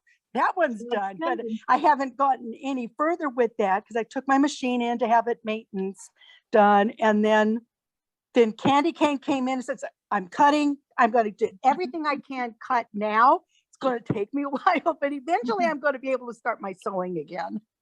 Yeah. So, but that's pretty much it. Thank you. Very good. All right, so we're about halfway done with our candy cane. So we have Rita and Sandra and Ardith. I don't have my glasses on. Glasses would be helpful. I go by Cristin. I go by Artie. It's easier. Oh, that's good. Thank you, Artie. Yeah, because I can see the Artie part first, and then it got too little. And there's Kat. Katie stepped away, it looks like. All right, so who's gonna offer to tell me about themselves now? I'll go. I'm Rita. I live in southeastern Minnesota, and I got my first embroidery machine probably about 10 or 12 years ago. And like the other gal said, I was very intimidated by it, and I just didn't get a real strong support from the local shop to help me, and they didn't really offer classes. Well, then 2 years ago, my sister wanted a machine and I went with her to help her, and I came home with a new machine too. And they offered a lot of the Kimberbell classes. And so I kind of got roped, hooked, I guess I should say, into doing that, which I loved. And I've always loved embroidery. But like I said, I was very intimidated by it. And they just opened up a whole new world to me. And I made my first pillow with you. It was the Boulevard pillow. And since then I've done the autumn pillow, and all of the pillows I've made, I have none yet. They all go to my daughter. And oh, wow.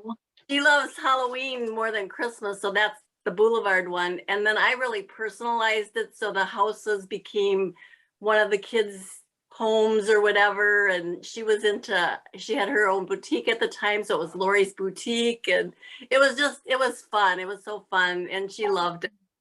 So yeah, I really enjoy it, and I really enjoy having these online classes, which I think COVID has really helped with. So it's been great. But yesterday I sent this off to my daughter. Oh, so cute. And, wait, hold it up a little longer. I want to see it more. Well, this was kind of a sample, and I didn't have any glitter sheets, so I used some orange, what do you call it? The shiny foil paper. And when I turned it right side out, the foil came off. So I've got the colored water pencils, so I'm gonna fill it in with that. And I just haven't done it yet. But I whipped up 3 of these yesterday. So wow. And is that a Kimberbell one or Design Strategy? It was a Kimberbell group thing, like a weekend thing, but they had extra kits and they kind of were like closing them out, and I grabbed it because of course my daughter loves Halloween, she loves the fall, and she loves pumpkin spice, so this was like right up her alley. So yeah, a lot of the things I make other people get. So yeah, that happens. I know. I'm gonna grab 2 things here. Hold on. So I was noticing that yours is so much wider. This is different, obviously, but mine's this is a bigger size. There were 3 sizes in this one, and it came with a cutout acorn the cutaway acorn, and there was also a cup cozy with it too. And they're really cute also. I haven't made those yet, but What size hoop did you use for that? my midi, my Bernina, the largest one that I can use on my 790. Do you know what that size that is? I don't know. It's like a 9x14, I think. Oh, okay. Something like that. Yeah. Yeah. Yep. Nice. So the things that she is showing, Kristen, they're from the Kimberbell event, pumpkin and spice and everything night. Yes. And they are discontinuing that event. They what? They are discontinuing that event. I think that's why I was able to get it. Yeah. Yeah. It's really cute. It is adorable. And they actually, the kit that came with it had little flannel pieces in it, which is the one I made for my daughter, but that is so cute. I have to dig through my flannels because I have lots of flannels and I'm like, okay. Yeah. Fun. Super cute. I love that. Yeah, I have the CD for all of these, but I found they're the biggest one. So I like how wide yours is. Yep, it measures out almost 7 by, it measures out almost 7 by almost 11 and a half. Nice. Is the fit size. So yeah, I like the size. It shows up really nice too. Yeah, I like that a lot. I'm gonna grab 2 more things. Hold on. Did you make the napkin that went with that, Rita? I haven't yet, but after I wanted to get this in the mail to her before the postman picked up yesterday. When I got home, I looked at the rest of it and I'm like, she would have liked all 3 of the items. I'm like, darn. The cool thing about the napkin is it's actually the acorn is cut works. So Right, you're actually doing the reverse applique, which is really cool. And it's Yep. really pretty. I've done a couple of those. I think there was like a Easter egg and there was a lemon one too. I think I've done classes on those and they're really adorable. Yeah. Tina, did you do that class also? Yes. Wow. I did it last year and it was a lot of fun. That looks really cute. All right, so our candy cane is done. So go ahead and take that thread out. And then you're gonna want 2 greens, or you can do your 2 holly leaves in the same green, but they are separated so that you can do 2 if you choose. I am going to do 2. I've chosen that I'm gonna use this kiwi green from our candy corn quilt shop thread kit. So I'm going to use this kiwi green for the bigger part of the green, which is the lane and the 1 holly. And then I'm using this green, let me get my glasses, sage, and that is in our new candy cane lane kit. So I'm using that for one of the holly leaves, and then this other green for most of the larger part of the green. So the first one is just that 1 holly leaf. So decide which color of green that you want for that 1 holly leaf. Like I said, I'm going to use the one from our candy cane lane. So I'm using sage for my first holly leaf. You can go ahead and get that started. So for those that haven't done the Boulevard pillow, she was referring to the Twilight Boulevard. For those that haven't done it, this was a really fun project. I saw that a ton of people are doing it this year, but it actually came out last year. And Brenda sent me this, and so I did the pillow, and we did it as a group project in the Kimberbellas group, and we had so much fun. And there were so many newbies on this project that were just doing their first Kimberbell project. And you know, these were not small. You think a bench pillow is a small project, but the houses, the candy cane, or the quilt shop, all of the houses, they were big projects. So it was pretty fun to see these newbies completing it, and I absolutely loved that. For Christina, do you do all the Kimberbell classes, and are they virtual? That's a very good question. She mentioned that in our live event. She does do them, and I think they are virtual. We'll call her out and see if she comes back. I do. Oh, there she is. Oh, sorry, I was trimming my batting. I'm on another block, but yes, I do all the Kimberbell classes. I do them virtual, as well as I do the Kimberbell events, and they're also virtual. I do in store and virtual. So Okay. Yeah. Do you still offer that one that Rita was just showing us?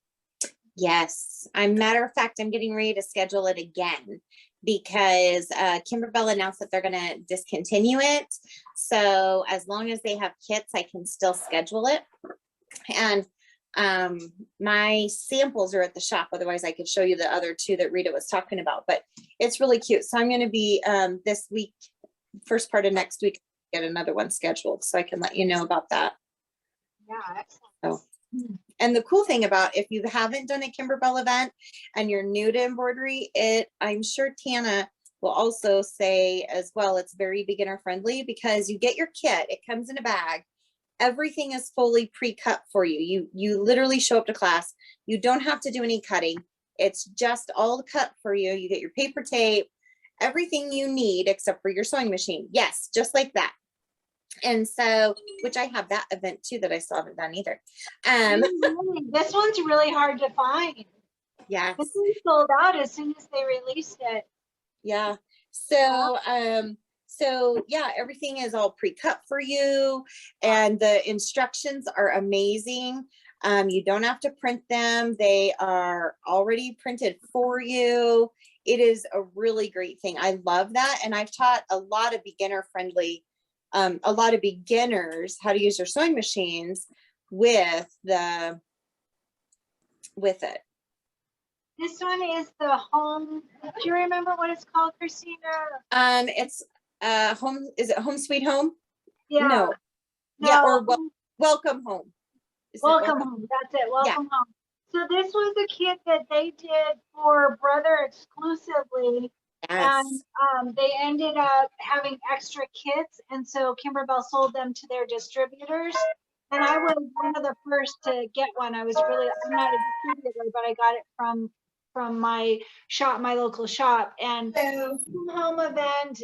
And she said she still has some, which I haven't heard anyone have them. So you should check that out. Really cute. And I'm guessing she just posts everything on her website, right? Of her classes and stuff. She has. I'm assuming. Yeah. I don't know since that one was. I've seen some, but I just wasn't sure if she was still doing them and all that stuff. So yay. Yeah, it's a cute. I did one of the projects from it and haven't done any of the others, so I still need to do that too. It's such a cute kit.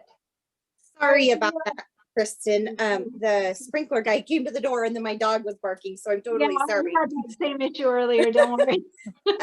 Were you guys asking me a question? I didn't know. So they want to know if you still have that and do they find it on your website? It's going to be on the website. What happens is when I start to get low, like 3 items or less, my system will pull it from being visible. So that way it's not overselling. So if you have a hard time and you can't find it, just email the shop or message the shop page and tell me you're looking for it and I can check it. Today I'm working from home, so I can do the Zoom class for you ladies. And so I really don't have the ability to go and just quickly look for it. But I wanted to say Lisa had posted something in the chat. Sorry. Yes, I do offer all the Kimberbell classes virtual. And oh, thank you, Lisa. I'm glad that you purchased from the shop. So I'm glad that you enjoyed that. And I know she doesn't need, a plug, but let me tell you, those girls, when you call in, are wonderful help. Wonderful help. So it's really fun to call them too. Thank you.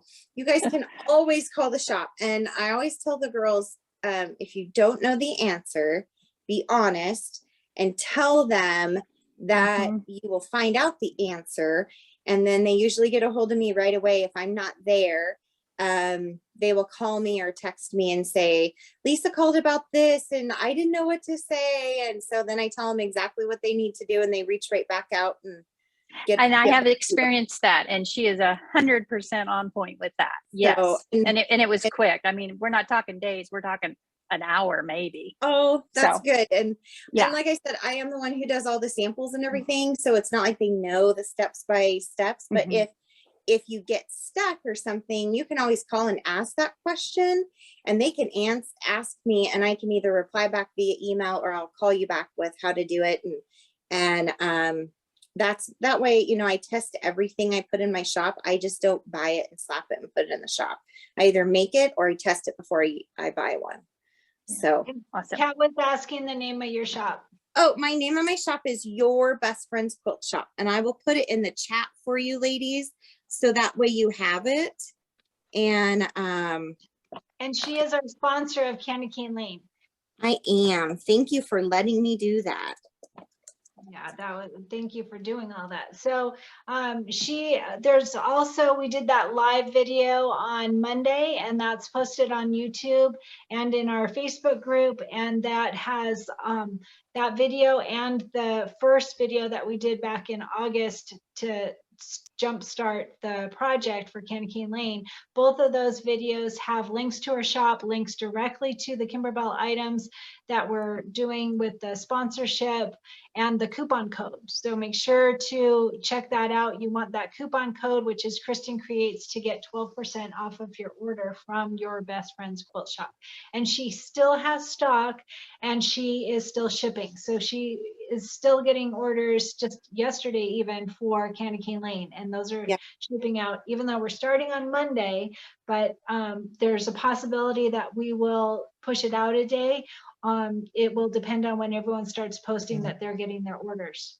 I just put in the chat really quick the name of the shop, the phone number, the website, the email contact, and then we do have a Facebook page, like I said, and we have an Instagram page too.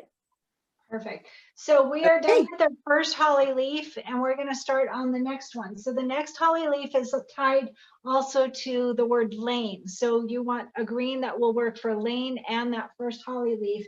And I am using kiwi that was in our Candy Corn Quilt Shop thread kit. And this is from Glide Thread. So go ahead and get that one started. This one will be a longer stitch out because it's got the lane word and the holly leaf. So we need someone to offer to tell us about themselves, or else I'll have to call on you. Hi, I'm Debbie. Hi, Debbie. Oh, This what is a cute little this is kitty. this is Tula. Tula.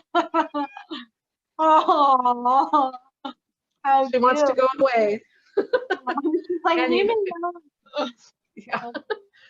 Yeah, she's a little rag doll we just got. So Very cute. Sweet. I bought a Bernina 570 about 5 years ago, and I didn't want the embroidery portion of it. I never have done that before. I'm a quilter, and I got the Tula Pink. I got the Tula Pink edition. Oh, fun. And I decided to get the embroidery, and I have become an addict. I do everything. Yeah. I started with Kimberbell probably with Whisk You a Merry Christmas. Oh, fun. I still haven't That done was that. fun. I haven't done Jingle All the Way, but I just found this at my local shop today for about 50% off. So they had it in clearance. So that's going to be my Christmas one I get to start. So I'm excited. I retired a year ago, and we moved to Indiana to be close to our grandkids. Oh, nice. So it's fun. Yeah, that's Love the being way. retired. We did it the opposite. We moved away from the grandkids. So now I'm constantly driving to California. Yeah, it's nice. My grandson says, Grandma, every day is like a Saturday for you. Cute. Yeah, you get more playtime. Right. So anyway, I'm enjoying this, and thank you for doing this. Yeah, what This is is that? my first time. What's that big chart behind you? It's a Hoffman watercolor palette fabric. Wow. I haven't figured out anything to do with it, so I just put it up on the wall. Very nice. Yeah. Oh. It's a nice picture of all the colors. So yeah. And have you made a shirt before? Have you embroidered on a shirt? I have embroidered a little bit, but it was I wasn't knowing what I was doing on it. So this is really great to get the idea about the stabilizers and everything. So. And are you working on it while we're doing it together, or are you saving the information for later? No, I'm working on it. I'm halfway through Lane right now. So. Oh, good. Well, you're ahead of me then. I'm still on the first holiday. Yeah. So yeah, it's fun. I don't get the colors coming up properly on my machine, and I didn't get a color card, so I've been kind of trying to watch on Designs by Juju, trying to look at their site to see the colors. So mine never come up right on the machine either, and I'm okay with that. I just choose my own colors. yeah. Well, thank you though. I love it. Thank you, Debbie. All right, someone else, tell me about you. Hi, my name is Artie, and I am from Bismarck, North Dakota, and I am a Kimberbell addict. I started, moved back to Bismarck from Colorado about 17 years ago, and I bought my first Foth machine and upgraded to an embroidery machine a couple years after that, and now I retired the end of June, so now I really have time to start. And then we have a daughter in Minneapolis with 2 sons, and our starting quarterback grandson is playing in the playoffs starting tonight. So wow. We're excited. If they make it to the final, we'll be going to Minneapolis again. So. Oh my gosh, that's so exciting. Yeah. Wow. And our son lives here in Bismarck, and I have family all over the United States that we go fly and visit. So it's fun. Now that I'm retired, we can go whenever we want. Nice. Yep. So I and Minnesota, those are both very cold states, right? Yeah. Yeah. Especially Bismarck. Yes. We're not looking forward to another winter here. That's for sure. But do you stay there for the winter, or do you go somewhere else? We do stay. We do a couple weeks in Mexico, but I have a sister in Florida, one in Arizona, and one in Texas. So, and one in Kansas. So we get down there as well as much as we can. So now that I'm retired, it'll be more often. Nice. Yeah. I have a friend, Margie, in Florida, and she does half the year in Florida, and I think Chicago the other half. I'm not sure. I don't remember, but yeah, that would be nice. And she's got a machine in both places too. That would be fun. Yeah, it would be. That's all. Oh, good. Thank you, Artie. Yeah. I appreciate it. I'll go next. Hi. So I'm Elaine from Orlando, and I'm originally from Pittsburgh.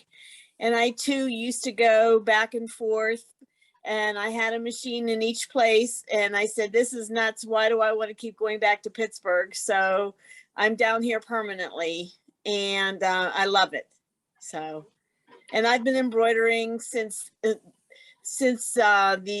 Baby Lock Esprit came out, which was their original 4x4 machine. And that was in the early 90s. So I've been at it for a while. Wow. So it's the end of October and you're in a tank top in Florida. Yeah. So what about when it gets really hot there? Do you miss having the option of going to your other place? Oh no. I don't miss it at all. No. It's cooling down. It's I think it's only in the 70s now, but I don't know. I just came in from cleaning the pool because it's getting kind of windy. So thanks, Tana, for telling me about the wind. Oh, well, that's nice. I like your little banner up above your door. Oh, thanks. Yeah, I have the Create banners above me on this side. So I haven't made that yet. I need to make that. I haven't made anything from the Bella box, and I already bought the next Bella box. Yeah, join the club, right? I know, right? I just like opening up the little packages and looking at all the cool things that come with it. So I like making them. I definitely need to get making them for sure. Yep, for sure. Yeah. Okay, thank you for doing this. Thank you, Elaine. Appreciate it. Yeah. I'll go next. All right. I'm Karen Simpson, and I live in Lacey, Washington. I've had an embroidery machine for almost 5 years.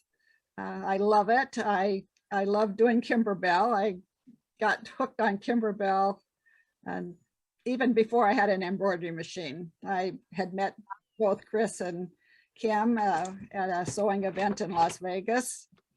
And I just loved them and loved what they were doing. So I'm really enjoying it. I haven't done very much sewing the past year. I'm just getting back into it.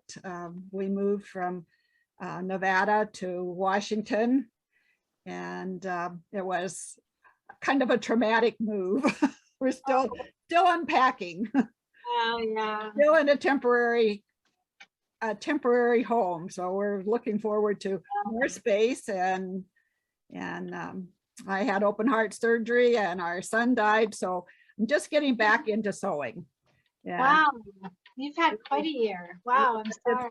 It's not been we said not a good year for us, but it's getting better, and it's nice to get back into sewing and be with all of the ladies and with you and with Christina. It's been a marvelous time for me. It's got me back in the groove again, not feeling so sorry for myself. No, I get that. And I'm so glad that we can help that. So I've said it before, a bunch of people pushed me to do this group, and I didn't want to, really dug my heels in. I'm not gonna, and totally lost my mojo and wasn't making stuff, and finally decided to do it. And it's been just phenomenal. How so much fun and so much camaraderie and togetherness when many of us have been at home for far too long, so it definitely helps. Yes, it's been really hard. So Yeah. It's really nice to be able to see people and talk to people and who enjoy the same things. Exactly. Yeah. So where in Washington are you, Karen? In Lacey, it's just out of Olympia. Where in relation to Seattle would that be? We're south about 2 hours, maybe not quite 2. Olympia is the state capital, so it's we're at the very end of the sound. Nice. Yeah, we're about 5 miles, I guess, to the very end of the sound. And when you move, will you be staying in that same area? Well, I hope so.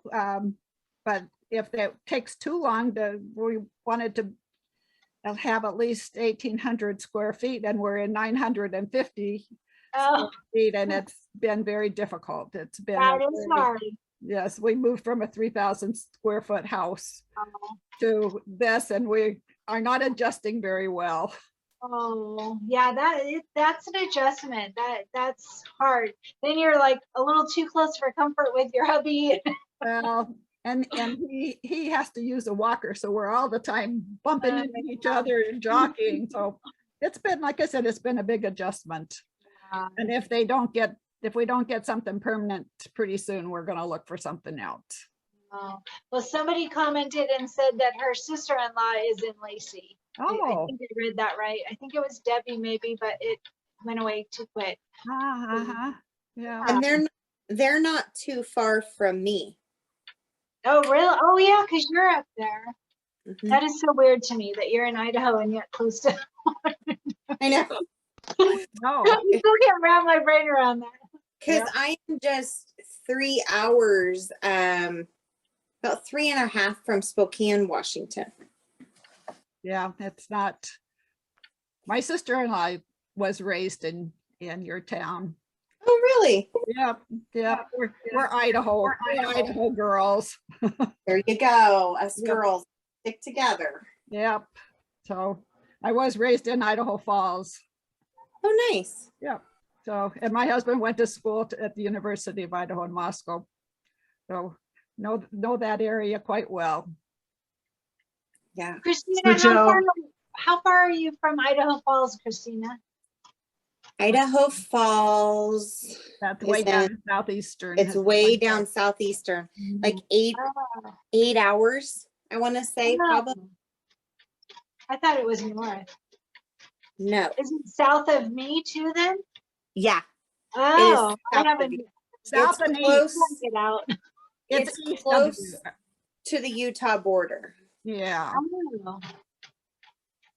I gotta go to Utah too. I want to go see my girlfriend's quilt shop and go see Kimberbell. It was fun. That would be way fun. Yeah. So Cristin, why don't you tell us how you got to meet Kim and Chris? I haven't met Kim or Chris. Oh, okay. Talked to both of them, but no, I just so the Hello Sunshine quilt that hangs in my craft room here. A friend, I had been doing embroidery for 3 years or between 3 and 5 years, probably 3 years, and just loved embroidery, made tons of stuff for my grandkids. And a friend took me to my first quilt shop. I had never been to a quilt shop.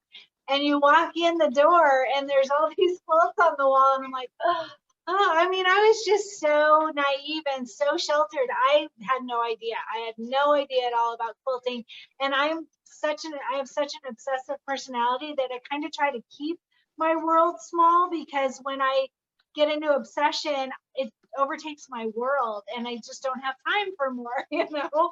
So I saw these quilts and I was like, no way. And the Hello Sunshine has a bike on it and I am bike obsessed. And that was it. I was like, all right, I need to make that quilt. I have to do it. I don't know how to do it, but I'm going to do it.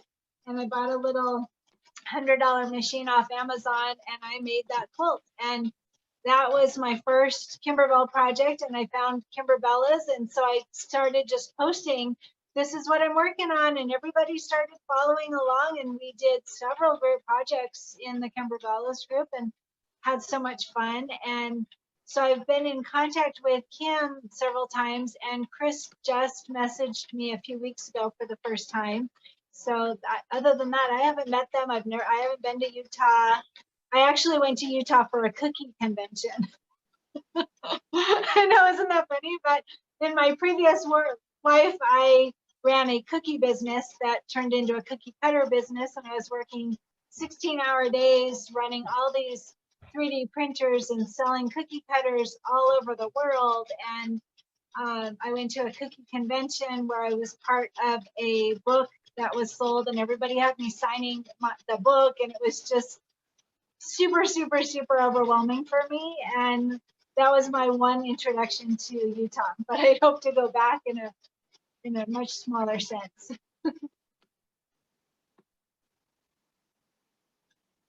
All right, somebody tell me about you. Thank you, Karen. You're welcome.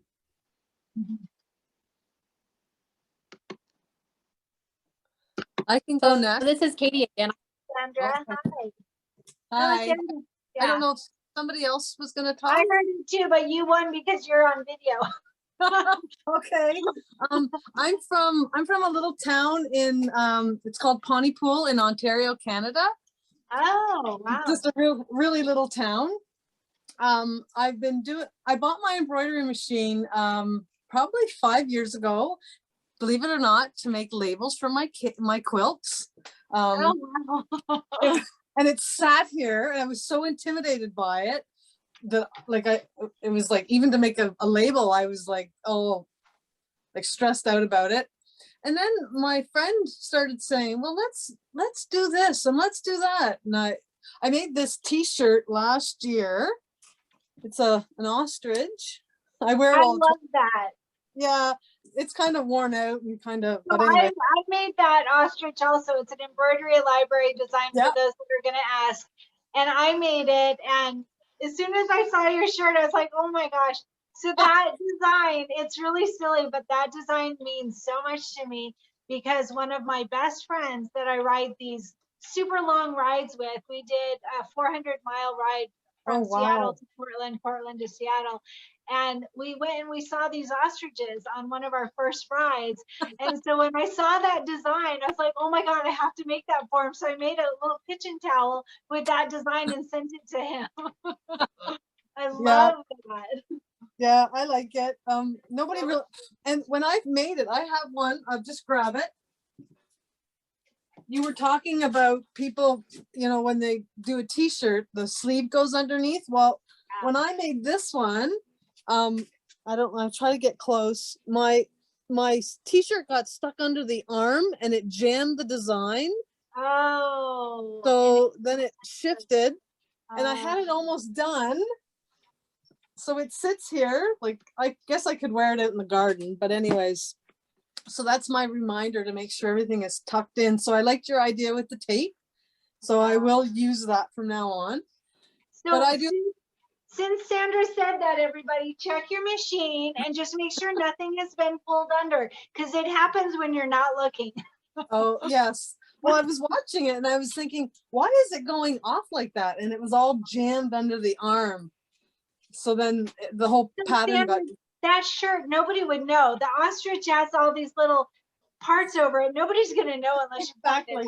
But I know because everything shifted, like his nose, or like, I don't know if you can see this. Anyways, all of it is all messed up. But anyways, it doesn't matter. It doesn't matter. And I do all kinds of Kimberbell stuff. I just, like everybody, I'm addicted.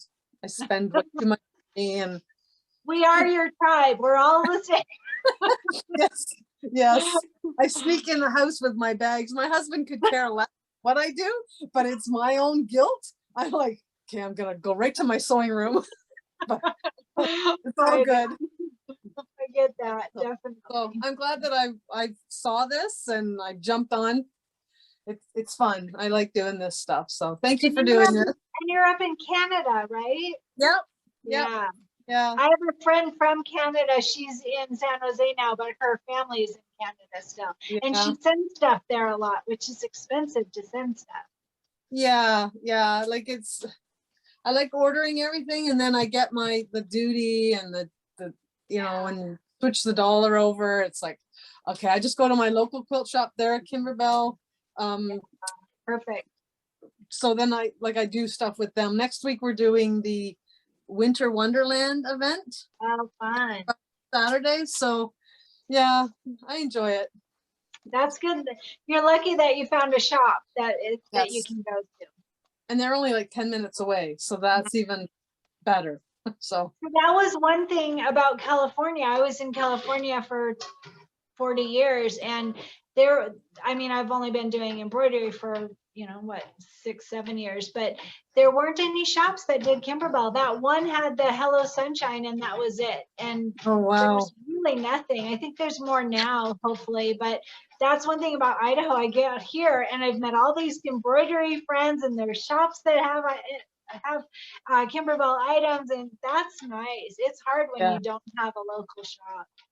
Yeah, I'm lucky. I'm glad I found them. Yeah, so it's all good. Good. Yeah. All right, we're still on Lane. So somebody started to say something, but I didn't see who it was. So who's going next? I will. Oh, good. Hi, Joyce. Hi.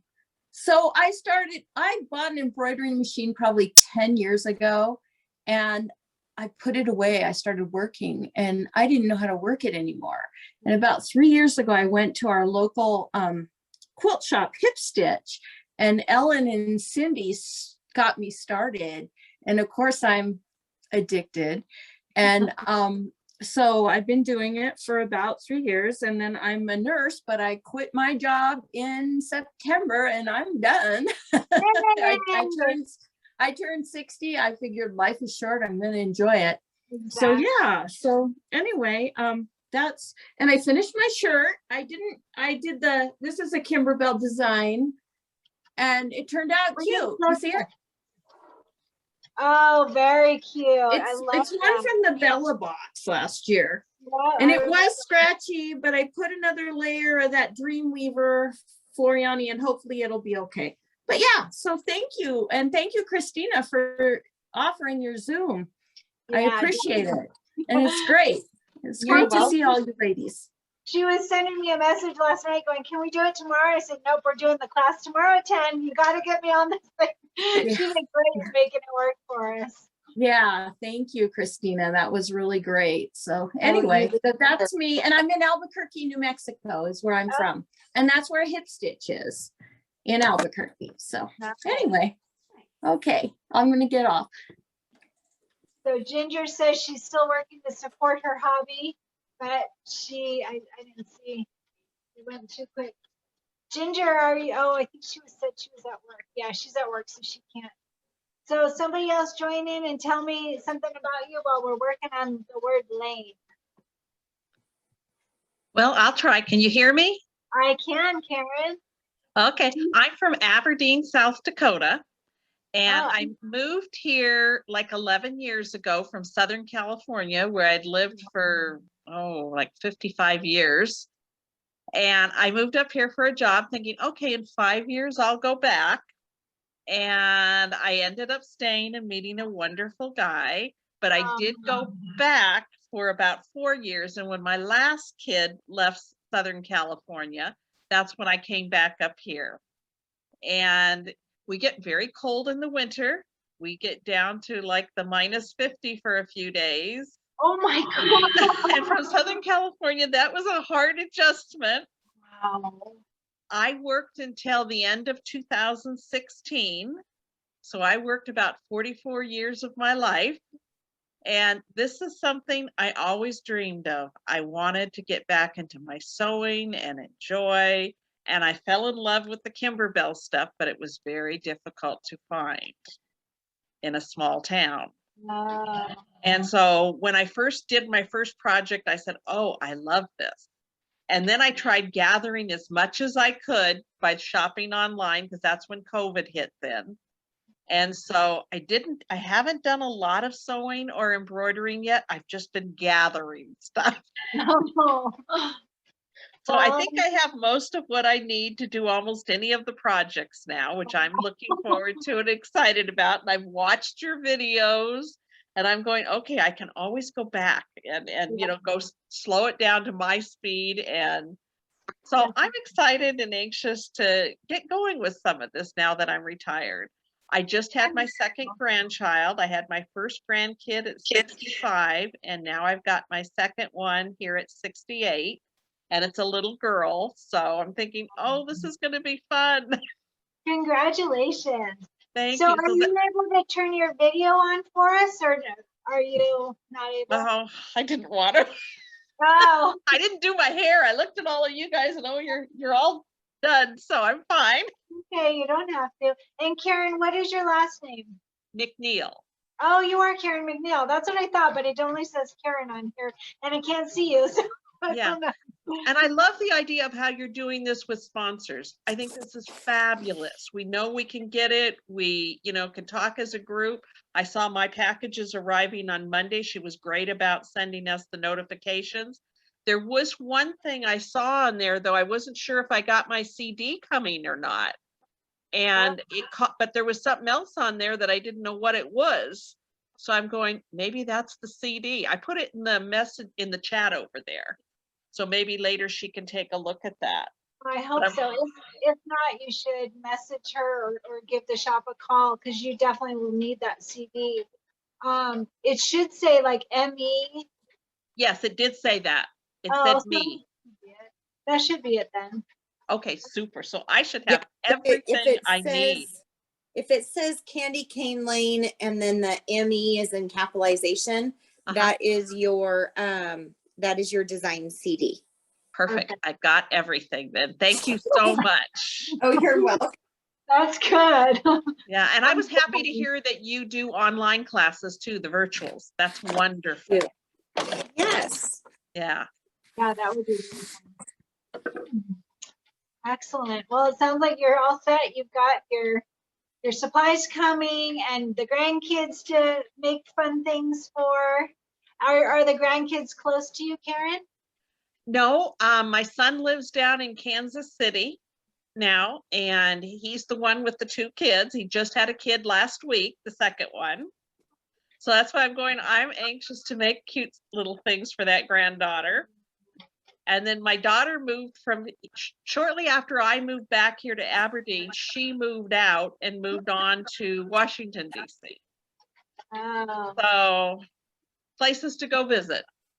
So if you look in the vault on kimberbell.com, they had, I think it was in the vault, I'm pretty sure, they have like this baby CD that has like a wiggle worm and like cute little things. I've got that CD. Oh, good. So I I'm forgot looking, you have everything. You're ready. I am ready. I'm just, I work on getting my fabrics and stuff, but I have a tremendous amount of an investment in the basement. Oh boy. Oh. We just gotta Mommy, get you when I making look things. down on my Yeah, I iPad, just need to get all my eyes are organized. You're looking down. Guess what just Okay. came? I couldn't Oh, tell. really? Yeah. Yay, Elaine. Look what you got. Hey, Oh, I'm so excited. Open it. Do an unboxing. We want to see. When Trying to find. Oh, I look gotta at get Katie got hers too. You should Yeah. guess Chris at this point. I don't Oh my gosh, know. open it up, Katie. Let's see what you got. Oh, I'm so excited. I knew some would start getting there today.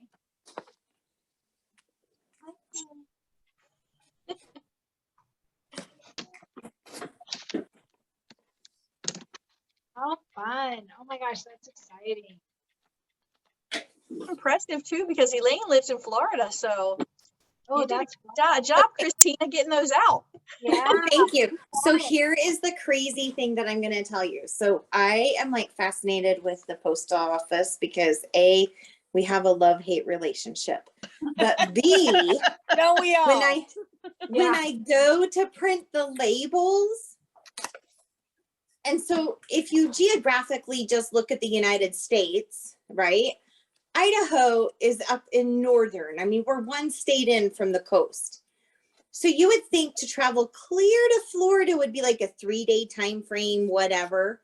No, the whole entire state of Florida is 2 days. 2 days shipping from Idaho. But if I'm going to mail anything to Ohio, it's a 3-day. So go explain that to me. Move to the Sunshine State. That's right. I'm like, seriously, this is crazy. I can ship to Florida faster than I can ship to Ohio or Missouri. And I'm like, okay, there is a problem here.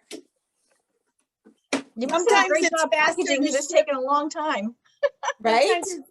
Sometimes it's faster to ship to Idaho from Florida than it is to send from Florida to Florida. Right? Yeah, so Florida is a little funky on their shipping. I have noticed that too. When I had my business, Florida stuff would get lost way more often than any other place. There was definitely some weird shipping in Florida. The worst shipping that I have is shipping to Alaska and shipping to Arizona and Texas. Aw, thank you. Yes. Oh, you got a present. Wait, what was it? What'd you get? It's a pen with the tip that I can use. What do you call it? You know, to on your iPad or yeah. It's a stylus. Yeah, I love this pen. It's stylus, Christina. and it's a gel ball roller type pen. So, I love that. Really nice. Thank you so much. Oh, you're welcome. Thank you. Look at all your goodies. Show us again. Fun What'd to you see. And they want to see the pen. You guys should have gotten a postcard in there too. Maybe. I don't know. Yep. Your business card is really cute. Oh, yeah. I ordered new ones too. Yep. And yes. Yep. Very good. thank you. You're welcome. Yep. And so mine came to Texas in 2 days. I'm impressed. Oh, me too, because half the time it says 3 days. I don't get it. So Katie, everybody that just got their orders, did your tracking say that it would be there today? I didn't look at my tracking. So I wasn't chasing it. I I don't got know. a notification that I was getting something today. I didn't check the tracking because I didn't feel like logging in. I know, because it's a pain. Yeah. It just would be good for those people that it says that it's not getting there till Monday. I'm wondering if maybe it might get there early. I hope so. But the other thing is I noticed that Arizona is flooded with people, and because of the time of the year, because people go down. And I do know that they say that the delivery times take longer because of the fact of there's more people down there than they normally have. And so I thought that was kind of interesting a little bit. But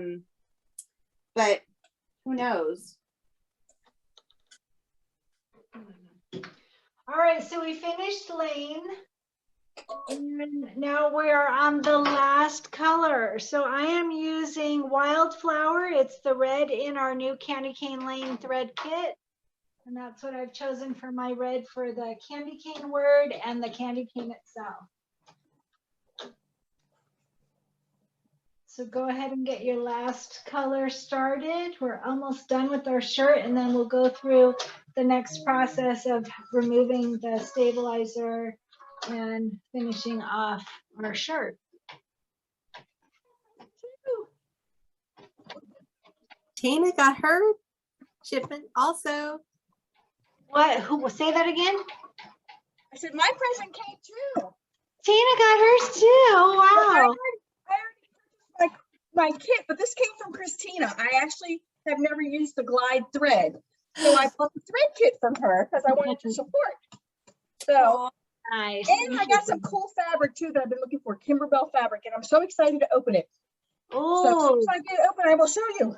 Yes, unboxing. We like unboxing. Unboxing is so fun. It's just like Christmas. But she does a good job packaging these things. I need some like good muscles here. I have to tell you, because just a tip, it rains in Florida a lot, like every day. And so I'm glad you like wrapped this up good, because our mail people just throw the package out there and it usually gets rained on. so we Oh, so this is from another collection I'm doing, but this is from I was looking for this color, and I can't remember what it's called right now. It's like, I'm so excited, but you know what it's called. The panel that came with this was a snowman panel. oh, it's really no pretty. place or like No place like home. Yep. But I've been looking for this Kimberbell fabric everywhere. Wow. Is that the black one? That is. It's the one that has the wavy, it's called the wavy gray. Yeah, it's her new one. They used it on the, it's the basics line. They used it on the houses for the Halloween, and I couldn't find it. But I got a whole lot, and she still has the Look at you got all kinds of stuff. Wait, what was that?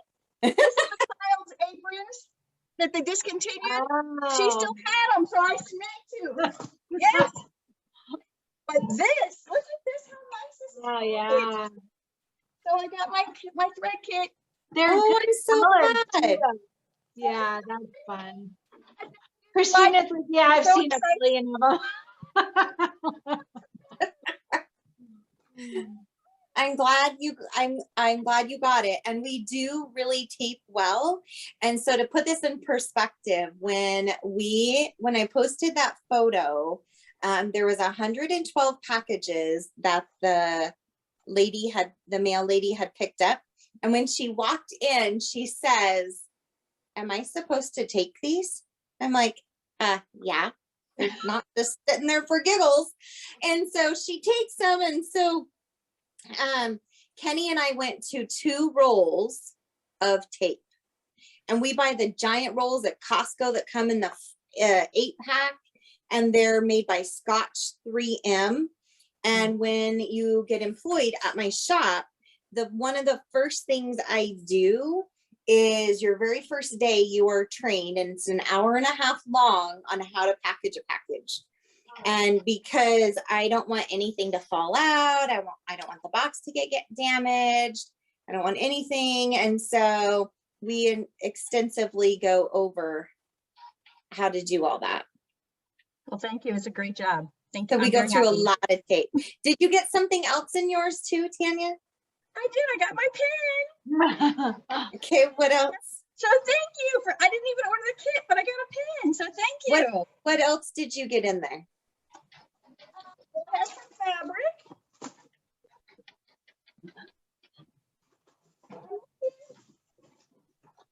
I just don't know if we ran out, but maybe not. I have a little card.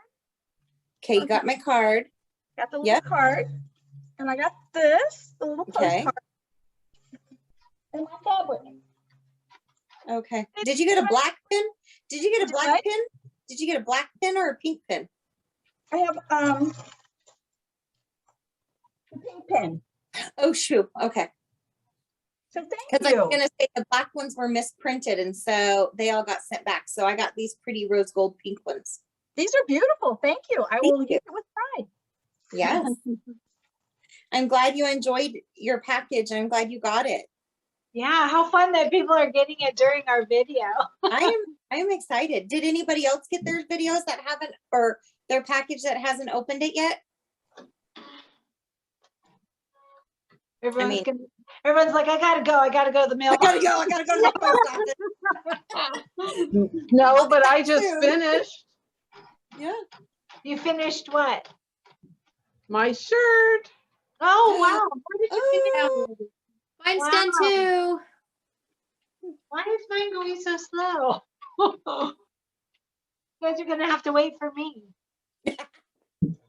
This is for my great nephew. Let me see it. Oh my gosh, that's so cute. Oh, I love it. I'm jealous. It's a sweatshirt. It's a sweatshirt with a waist thing on it Cute. and a cowl neck. That's This might be a little bit low, but I think it's okay. well, the cowl neck will hang a little low too, though, so it's okay. Yeah. Thank you so much. The pinning is something I never did before with shirts. Aren't you the one that had the little kitty cat? Yes. And is that a dog in the background? Oh, was he over here? Yeah. You have a dog too. Do they get along well? Yeah. He's my golden retriever. Yeah. She loves his tail. Very cute. Very Yes.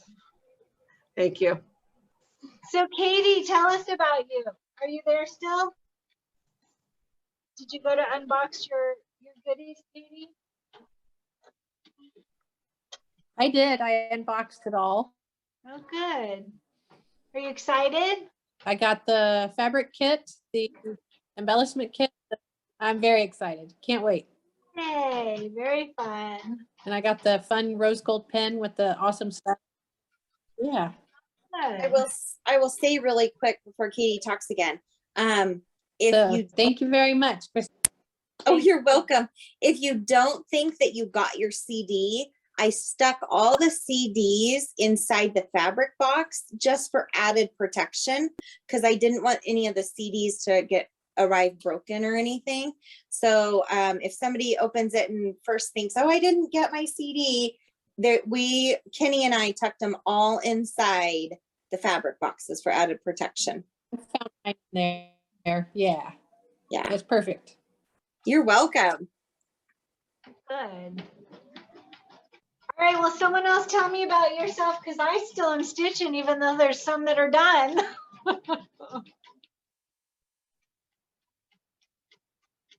They must have started earlier.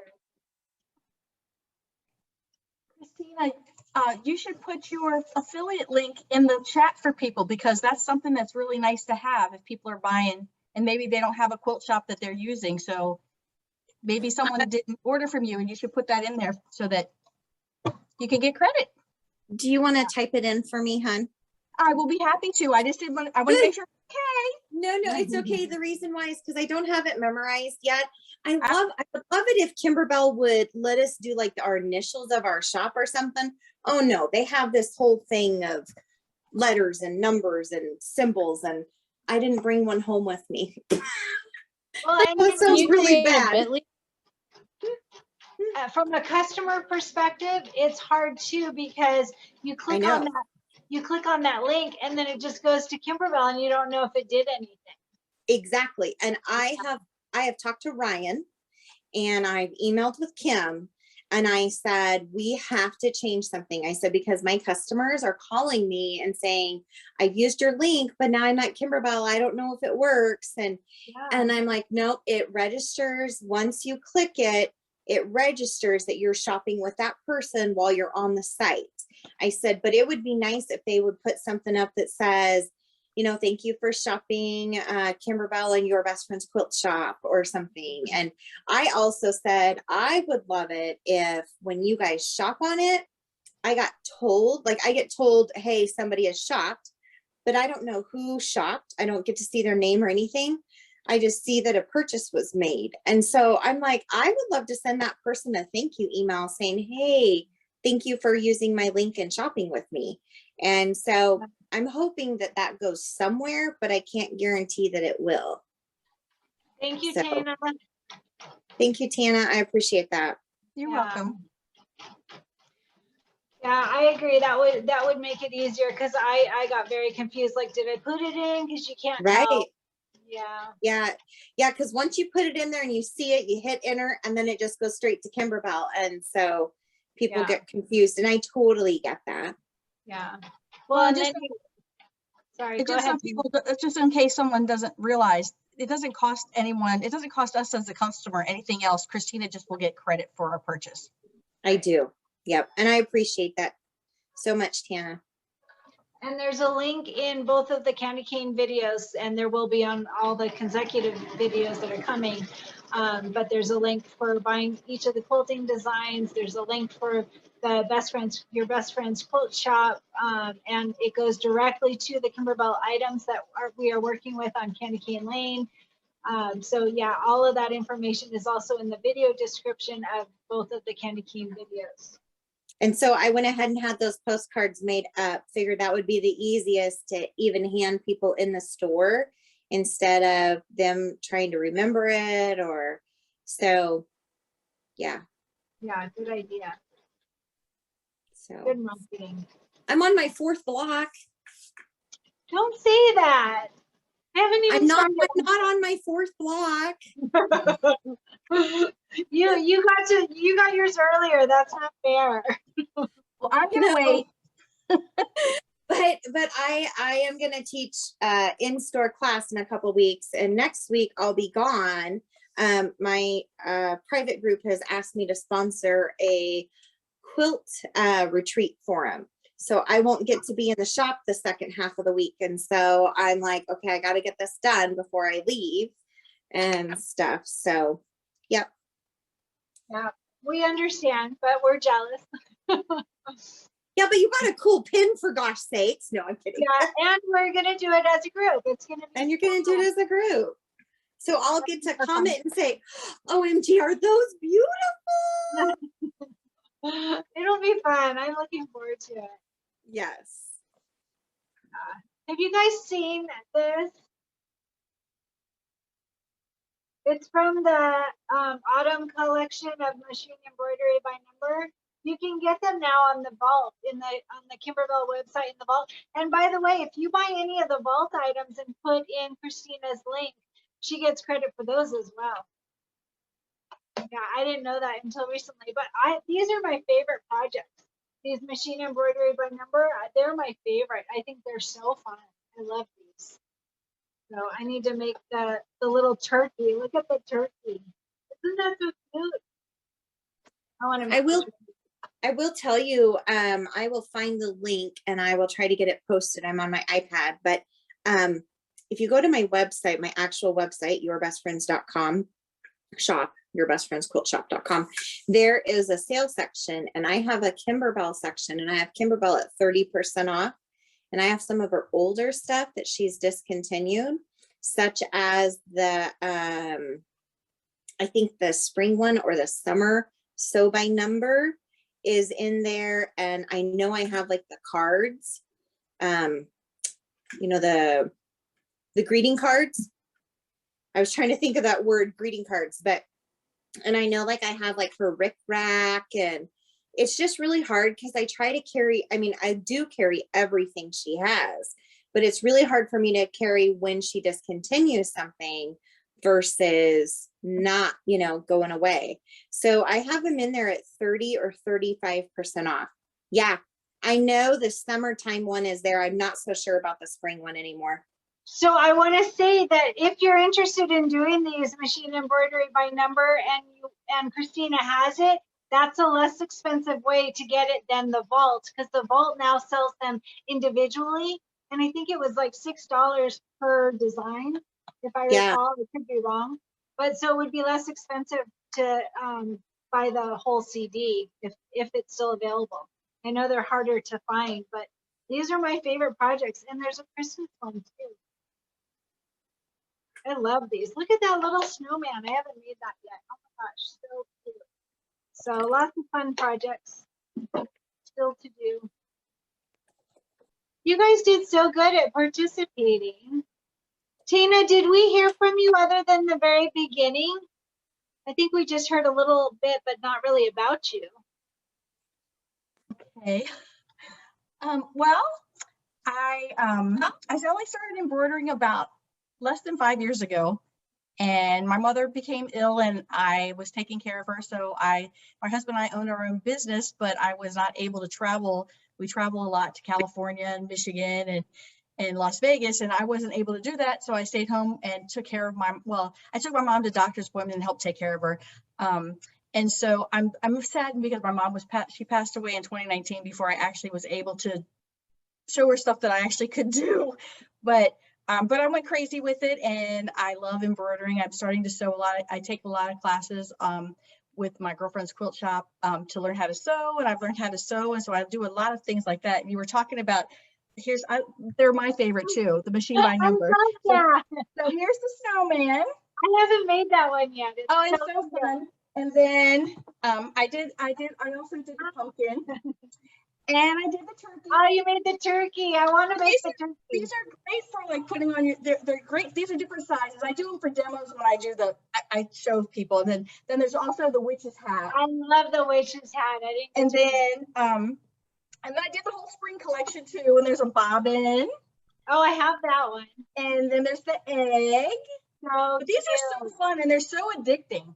They're so fun. I love them. Oh, how cute. I haven't done that one. That's cute. And then I cheated on this one because I hate to sew buttons. So I actually used my Solaris and I found some flowers and I actually did a different. These are actually supposed to be buttons, but I'm not good at buttons. They're supposed to be what? Buttons. Like I cheated and I had one of the girls use the machine. I didn't sew the buttons on. I have full disclosure, I didn't do it. But and then the tulip was like, this is huge, but it's just a tulip. And somebody was talking about the pumpkin spice. I guess if you do like doing these, the pumpkin spice had this little cozy wrap. Oh, I love that. And it is so cute. And this is like adorable. And it's just it goes around like a candle or something. It's so cute. Yeah. They're so fun. They're so cute. Yeah, there's a CD for all of these too. Yes. So some are dealer exclusives, like the one you have. And here's the little school bus. This was the hardest one to do. The school bus is cute. If you do the school bus, do the large size because this was hard to do. This little teeny, all those little windows. Oh yeah, it was hard. So do the big one. I prefer the big one anyway because I hang them on my little wall hanging near my desk. I did them as a sample so everybody can see the 5 sizes you get. So if you do like doing them, get the CD while you still can because the 5 sizes are great. That's 25 designs you get. So yeah, well, 5 designs, 5 sizes. But so anyway, so I just jumped right in and I've met a lot of people. My friend Elaine is on here and she and I, we try to get together now that, it's safe to be outside. We go and in fact, yesterday we were doing stuff together. So I just love Kimberbell. I just love being in group settings with people. It's really brought so many of us together. I love that. So thank you for doing this. I really am happy that I found you and that, we're all able to do this together. Thanks for being here, Tina. I appreciate it too. I posted the link in the chat for the sale section. And when I did, the mug rugs, or not the mug rugs, but the candle wrap, mug wrap, whatever they want to call them, those. I have those in the sale section because Kimberbell has discontinued that CD as well. And Tana's right. I looked and there are 2 of the CDs and she's right. Buy the CD because you get, like she said, 5 sizes of each, 25 of each. That's amazing. Yeah. And the cool part about those are, because I did it for a bag, I did it as the front pocket on a bag as a gift. And so I didn't even make it into the little wall hanging. I just did the whole little quote by number. And when it got time to do the backing, I just skipped over that part. And then I did it all as a, I did it just as a front pocket on a bag. How creative. I love that. Wow. And it's quilted. So that's how cute is that? Exactly. Yep. And the reason why I skipped the whole backing part is because I made it where it was a zipper pocket. And so I just put a solid back on it. And then I, sewed in the zipper and did the flipping and did all that. So then it was a hidden zipper inside and they couldn't see the raw edge. So it's super easy. Very creative to think of making it into it with a bag pocket. That's cute. Yeah. Have like 2 letters left. Who else is still doing it? Is everyone else already done? Why is my machine slow? Where's the design from your shirt? Did you get that from Juju? I think this one was Planet Applique, actually. I love that. Really old, but I think it's Planet Applique, and I added the words. And I think I used Maya from Stitchtopia for the words. Yeah, this one's a cute one. I love this one. Embroidery Library has a lot of bike designs too. And Kimberbell has a few. There's some on the Hello Sunshine. The boardwalk. The only issue that I have with the Kimberbell ones is that they're too small. You can't, if it's for a quilt or for a specific project, then it's in my opinion not large enough for a shirt. The one on the boardwalk, the vintage boardwalk was pretty big. I'll see if I can find it before I did it in metallic as a sample, but I really like yours. Well, yeah, the vintage boardwalk, there was a tandem one too, so that would make it a little bigger too. Yeah, that was cute. I like that one. That was a fun project. That was our first project for Cristin Creates. That was our very first project. I'm still not finished. I think started a while ago. Well, so we kind of rushed at the end because of candy corn. We wanted to start candy corn, and so the end got a little rushed. So I think a few people are still finishing it up. My red, white, and bloom still has the outer borders to go because of candy corn. Yeah, we definitely rushed at the end. Well, so my make yourself at home is still sitting there waiting just to stitch in the ditch. I mean, it needs stitch in the ditch, binding, and embellishments. And I heard the embellishments on Make Yourself at Home are very extensive. Like there's a lot of them. So it's been just sitting there. I need to do that. Then the Bella Box. How many of us still need to do the Bella Box projects? Me too. I was so excited about that folio and then daunted by the hours that it's going to take. Yeah, me too. I want to do the Create banner. That was my favorite one from that. There were several cute ones in that last one. The Create banner goes really fast. Oh, good. Yeah, I need to just do it. That's good. And with the big hoop, you can load more than one letter at a time. Yeah, it was a cute one. I want to do that. Definitely. I didn't watch the reveal for the next Bella Box. I watched a little bit of it, but not all of it. So I don't even know what's coming in the next Bella Box yet. I'm sure it'll be super cute though. It's adorable. I bet.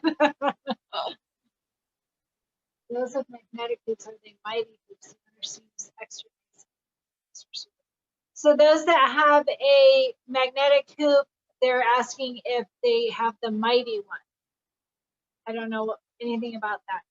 So if you have information, please share. I think, Cristin, I think she means the monster hoops, the dime monster hoops. I don't know that. Dime is the one that I have. This is the one I have. Okay, that's the dime hoop. I'm talking about the Mighty Hoops. It's a brand, Mighty Hoops. Oh, I don't know that then. I have Monster. Okay. Okay. And that's the dime one? Yeah. Okay, thank you. And a lot of the local quilt shops have that available, or they have them on Amazon too. The dime one. I think that's a source I have kind of nearby. Somebody said their son lived in Kansas City. I'm about 70 miles from Kansas City. So that's where my source is. Thank you. Yeah. So when you're done with your embroidering, you want to cut all your jump stitches. I prefer to do that while it's in the hoop because then it's nice and tight, and I find it easier to cut the jump stitches that way. Also, any beginner threads, whatever you want to cut, all of those. It looks like there's a couple in between a few of the dots, and that's about it. There's not much else in the way of jump stitches, so that's nice.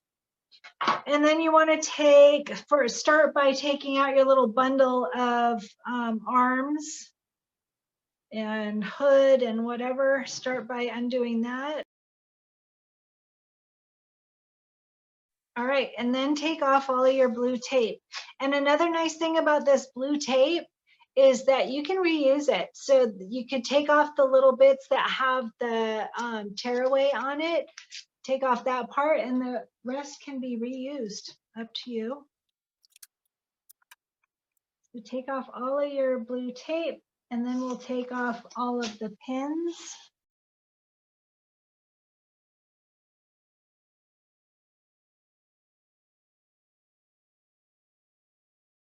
All right, then take out your pins. So if you stabilized really well and you pinned really well, you should not have puckering. With the fusible stabilizer on the inside of your shirt and the tearaway stabilizer in your hoop, I really almost never get puckering. And if it's a really stitch intense design, you can put another layer of tearaway underneath your hoop. I do that sometimes, right under the hoop onto your machine, and that will help ward off puckers also. So now what you're going to do is all of this extra tearaway, we're going to tear that away, and I'll show you after we get this all torn away from your project. We're also going to tear away the inside of the design, and that helps to keep it from wrinkling as well. So take away all your excess tearaway stabilizer, and then what I do is I use these little tweezers. Kimberbell has a really nice set. I haven't purchased that, but they've got a really nice set of very sharp tweezers in their toolkit. So what I do is in between here, just pull up that stabilizer and tear it away right from in between the design. So right through there, tear that away. So you're going to want to get all of it, and then you will just have the tearaway that is underneath the stitches. It won't be anywhere but under the stitches, and that will wash well. You won't get puckering or wrinkling. So when you have a lot of like the cutaway stabilizer, because like I said, I tried that when I first started doing shirts, and if you had cutaway stabilizer all in between here, when you wash it, it wrinkles up. So the tearaway is so nice because you're pulling away all the excess, and then there's nothing that's going to wrinkle because just the tearaway stays under the stitches.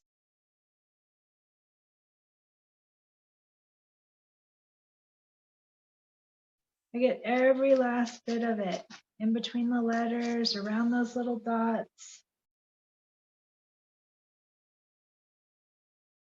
I know I won't get the kit in time to do Candy Cane Lane with you, but does she still have some available?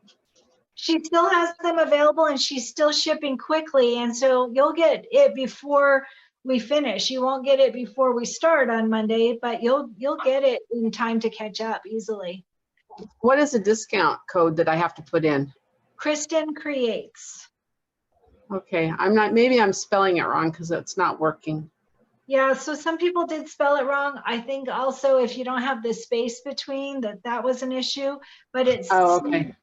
Cristin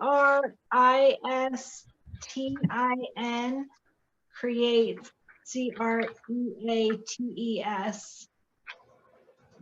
Okay, it took it that time. It needed the space. Thank you. No problem. I wasn't gonna do it, but it's really cute. Did you have a Candy Cane Lane shirt? How could you not? Exactly. The shirt is so cute. Did you already Thank take you. out all your stabilizer? Yep. I don't like the waist thing on mine though, so I don't know. I have to maybe take that out, but It looks great from here. I can't see the Thank you. waist part, but it looks really cute. Yeah, so anyone that hasn't ordered their candy cane supplies yet, I know that she's still receiving quite a few orders. So there is definitely time to place your order. You won't get it right away in time for our, well, you'll get it right away, but not in time for our start. Yes, we definitely do have plenty of everything. The only thing that we're low on is the thread kits. As a matter of fact, I think we just sold out of them, but I'd already ordered more and they've already shipped, and I think they're being delivered Tuesday. So those will get replenished. But yes, I have plenty of CDs. Like I think I have 50 or 60 of the CDs, the kits, and the embellishment kits still. So if you guys need me, just holler my name and I can hear you guys. All right, you want to turn your iron on if you haven't already. All right, so the inside of your shirt at this point will look like this. But we are going to get rid of this excess stabilizer, which will also help to not wrinkle after it's washed. So you should have all of your tearaway gone, and it is literally just under the stitches. So you won't feel any of the tearaway that you're wearing when it's against your shirt, when it's against your body. You won't feel any of that. And the fusible stabilizer, you saw from the beginning how very soft that is because it's super pliable. I talked about the different brands of fusible stabilizer because I've tried several, and you want something that's going to stick really well and something that's not super opaque and much more pliable than like SF101. SF101 is super great for quilting, and the Kimberbell fusible backing is really great. I just started using that and I'm very happy with it. But again, for shirts, something that's either tan colored or more transparent than SF101 is best. So turn your shirt back to regular way. I was just showing you the inside, and we're going to just iron the top of our shirt, and then we're going to pull away the excess stabilizer on the inside. And we're doing it after we iron, because if you do it before, then you get all of that grainy stuff against your skin. And this way it makes it so that we can pull it up very easily without, it'll bring the grainy parts with it, the sticky part. It will bring with the stabilizer when we warm it up first. So we are just ironing the top of our shirt to warm up that stabilizer. Get it really warm. So sometimes I even will do it in sections. So I'll iron a section and pull it up, and then iron a section and pull it up, because if it takes you too long to pull back that stabilizer, it'll get cold and then it will stick again. It won't be warm enough to pull up all of the residue. Should we use steam? I don't steam, but you probably could. You'd have to try it. I've never done it. I actually have never used the steam on this iron since I use it. I don't want to get any of that gunk that comes out, so I use a little sprayer when I need to steam, but I haven't on this. Right now, the process is really just to warm it up so that we can pull back that stabilizer. It's nice and warm, hopefully. And we're gonna quickly open up the shirt and just pull that stabilizer all the way back to the design, all the way back to the design. You can see right at the design and do it all the way around and try and do it kind of quickly. So sometimes it'll just pull right off pretty quick and easily. I don't think I got it quite warm enough, but it's enough that it's pulling back the sticky parts. All right, so you'll have it all the way, you can see, all the way to the stitching, all the way around. And then we're gonna cut that. Now be really careful cutting it. You don't wanna cut your design. So what I like to do is just cut kind of like with the shape. So not just a big box, but you know, kind of up, down, all around to get it all the way around the design. Because all of that part is gonna now not wrinkle when it's washed. And you don't want it so close that you're getting near your stitches. I'll show you after I get it all cut out, but just so that there's like a 1/4 inch around the whole design. Maybe less than that, maybe 1/8 of an inch. I'm not good with the whole sizing. And so also I'm putting my fingers here against the stitching just to make sure that I don't get too close. Don't want to cut your stitches or your design or your shirt. Okay. So once you get all of that off, you can see how close I've got it. And then you know what we're going to do next? We are going to turn it back inside out and we're going to iron it again. And the reason that we do that is all of these parts that are sticking up, they're going to re-adhere when we iron it again. So all these little edges will re-adhere and they'll stay re-adhered unless you were to rip them up, but you're not going to do that. All right. Iron it one more time. Just to get all of those little edges to re-adhere to the back of your shirt or to the inside of your shirt. I think we need to have like photos. So everybody needs to do their shirt and then post a picture of themselves wearing their new shirt in our group. We should do that. That would be fun. And I can add it to the recorded video. So you guys have to do that quick. I want to see the picture of you wearing your shirt. I want it posted in the group and then I'll save it and I will add it to the video that we are going to save for everybody that wasn't able to join us. That will be fun. All right, so that's all adhered. I want to show you one last thing. Sorry, I missed a message. It went too fast. I don't know how to do that. Let's see. Hey, if anyone sees that message that just popped up, can you tell me what it says? She said, thank you for those tips on stabilizer removal. Oh, good. Thank you. And that was from Rita. Thank you, Dana. Thank you, Rita. I'm just grabbing one thing real quick here. Don't look at my messy stash of projects to do. All right, I want to share one little tip. Totally optional. You could add bling to your shirt.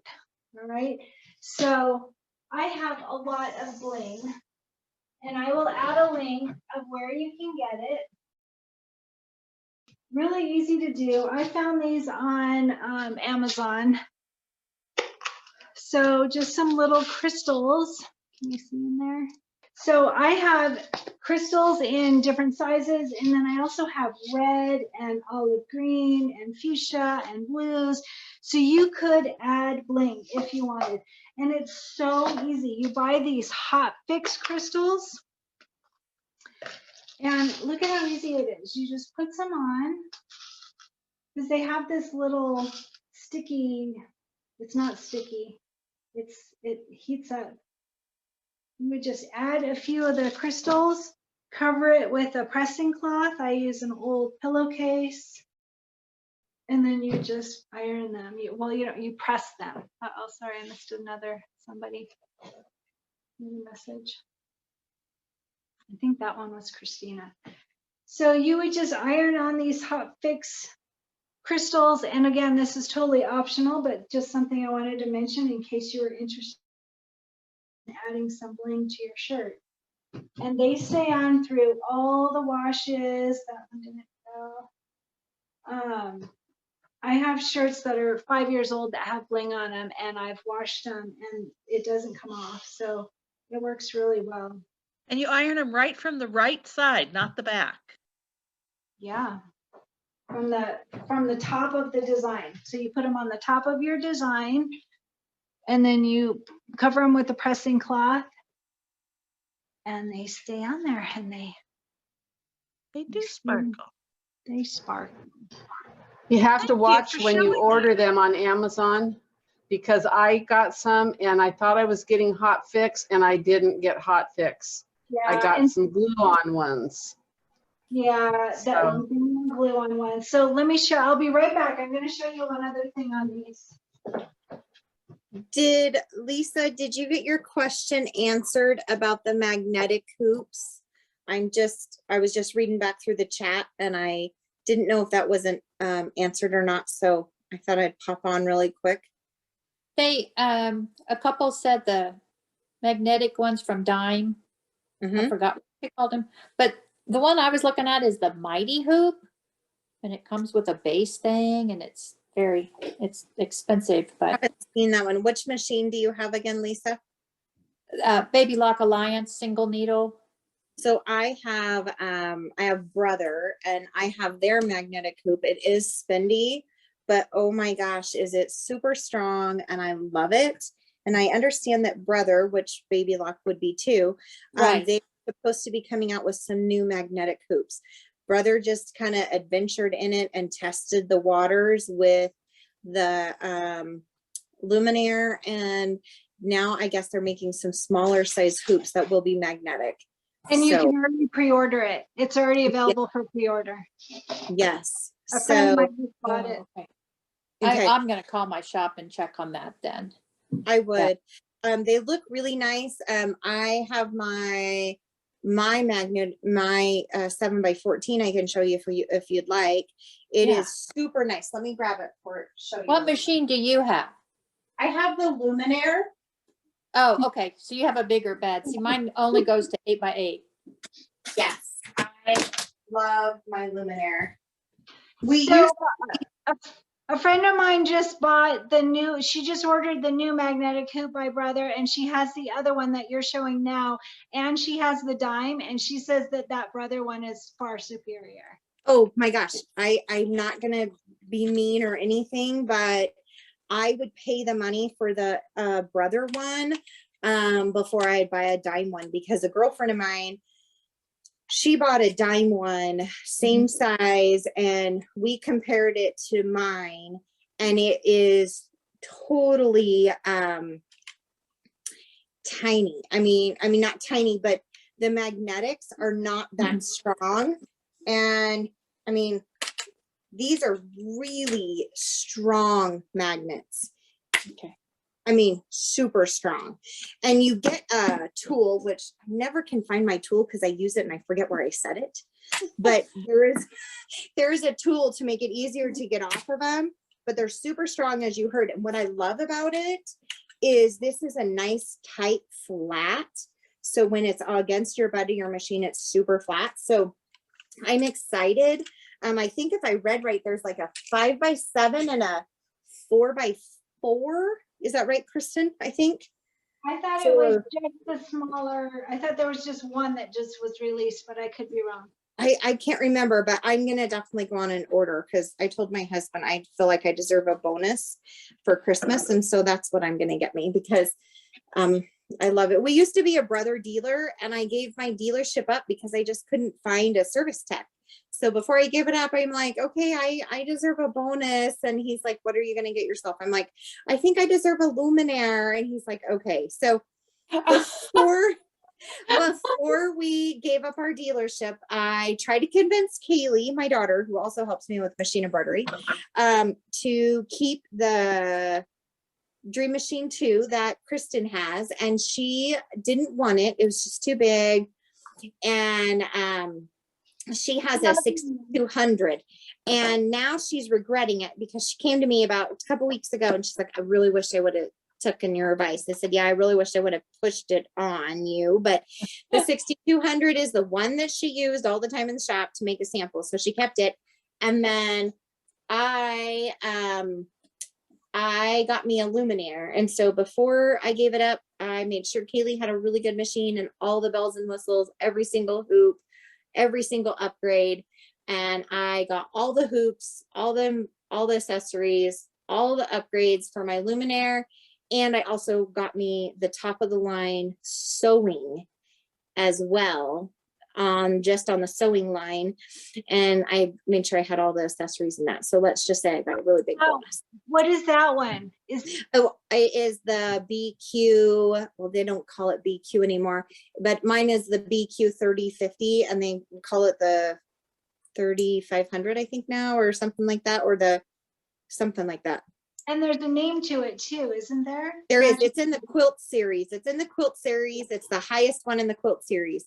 And it looks just like my luminaire, but smaller. And I can take a picture and show you guys and post it for anybody that wants it. But I stitch and sew on that, and I love it. So if you want a really, really good Brother sewing machine, I would get that. Brother is ranked #1 in user-friendly and technology. And that still hasn't changed. And I think Baby Alliance or Baby Lock is like their sister. Yes, so Brother makes Baby Lock. And Baby Lock couldn't find anybody to make their machines. Brother said, oh, I'll do it for you. So Brother did it. And so they showed us when we got our training and became a dealer. They showed us the factory. And so here's a conveyor belt, and there's just all these machine parts. Then at the very end of the conveyor belt, it goes to a Y, and it goes one way for Brother, one way for Baby Lock. And you can't tell the difference till you get to the very end when they put the blue and white for Brother and the gold and white for Baby Lock. And I'm like, seriously? And they're like, yeah, it's identical, except for like our, on my Brother, it's called My Design Center, and we have Disney designs. And on the Baby Lock, it's called Palette and no Disney. But I think, don't they have like Eleanor Burns, or who is the lady for designs? Oh, I'm trying to think who the lady is that they said. I can't remember, but she's the designs that they've chosen and put in there and stuff. So, but yeah, I gotta tell you, Lisa, you would kick yourself if you didn't go with your an embroidery hoop like Baby Okay, so Lock. this is what I want to do. So like here's pretty. my I just did that today. That was my Love that. for my great nephew. So pretty. Yeah. So I've got my 5x7 inside there, and then with this one, I could hoop this on the outside, but with my 8x8, it's opposite. This has to go inside on my 8x8. Where'd it go? It's I wonder why. The 8x8 is the opposite pieces. See how? Oh, yeah.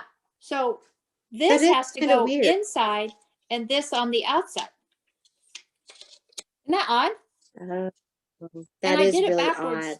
I did it backwards one day. Well, it makes this like it's totally wrong. So that's why I want a magnetic to just slap on the top. You did a great job on that shirt. You just did it during our class here? Yeah, this is my class shirt. That is so cute. Yeah. Adorable. Very nice. So what is applique? Just the banner part, or is there an applique in the leaves too? No? No, just that little banner piece. Those leaves, look how solid they are. Those are cute. So Yeah. cute. And you know what would be really cool if you do it again, that little banner, if you went and got some cork and put that where that is, that would be so much fun. Can you wash it? would. Yeah, cork wash is wonderful. Oh. Cork is amazing. So that's what I want to do with my magnetic, is I want to put the base inside and then just go bam, and it be Yes. hooped. Yeah. Is that what I'll be able to do? Yeah, you should be able to. And Okay. like this hoop last year, I mean, I don't know if you have a Costco by you, Lisa, or not, but Costco sells the most amazing bath sheets and bath towels. They're really super plush. Mhm. And all that. Mhm. I used my magnetic hoop last year and I embroidered 25 25 Sets. yeah, everybody got a giant towel. If they were an adult, they got a bath sheet. If they were a child, they got a bath towel because their bath towels are still big. And but I did bath sheets for everybody, and my brother loves it. He's like, it washes up nicely. And I just used my magnetic hoop, and even through that towel, it was amazing. It held it nice and tight. It held it. Okay. And there was no shifting. And so when I go to do a shirt, like I said, today I worked on my candy cane lane, but when I go to do a shirt, I'm going to use this magnetic hoop, and I will definitely pin like Cristin showed us, but I bet you with as strong as this hoop is, I bet you there probably wouldn't be any shifting. Okay. Because Well, this just, has you one, know, if two, I could, 3, 4, 5, 6, 7. There are 8 magnetics on this hoop. oh, okay. And they go on the outside. Like They go on the outside. yeah, Yes. that's yeah. Yeah. So it's really, really nice. I love it. So I just had seen you had asked that question. And so I just wanted to make sure somebody had answered it for you. Yeah. Because on my Alliance, I can put it in like Oh, this, yes, you could. you know. So that's why I'm thinking it might be helpful. I hope. I don't know. Yeah. I would check with your local dealer and find out about the magnetic hoops. Okay. I will do that. Thank you. All right, so let me show you on this candy cane lane with some bling on it. Can you see that? Oh, that's so cute. So just a simple thing like adding some bling can really So make pretty. it pop. So fun, right? So look at this one. This is also a Designs by Juju design, and I used a ton of different colored bling to be able to really make it stand out. Or you can do just a simple like this one, just some crystals over the top. So it looks like snow. Love So it. bling is just fun, you know. I mean, this one has blue and yellow and pink and green in it. It's just got so many colors of bling. So, and that's totally optional, of course, but it helps make Now, the shirt Cristin, more. I noticed you were ironing for a long time while everybody was talking. Well, so I was just adding more bling. Oh, okay. So it's Yeah. not that for bling, you need 3 minutes or something. Bling is super quick, but what I did is I would put down a couple and iron that spot, and then put down a couple and iron that spot. Because if you were to put them all down and then iron, they're going to move. And so one of mine even did, it moved up here, and I was able to get it before it fixed on. But you just want to be able to do it in small sections so that they don't move. Thank you. Yeah, that's the only reason why. And these little ones, so I have some that are size 10, some that are size 20, 16, and the little ones will move and get out of your way. And so you just want to be able to get them fixed down before you move on. Cristin, I did some too on mine.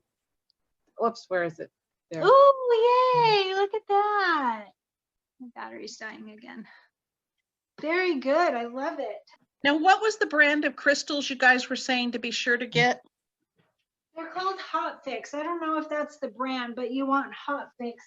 I will add a link in the video. Oops. But In the description, if they don't say hot fix, they're glue on and they won't stay with your iron. Yeah, you don't want. Yeah, Hot Fix. So you can see, I'll try and show you the back of it. It just has like this little gray.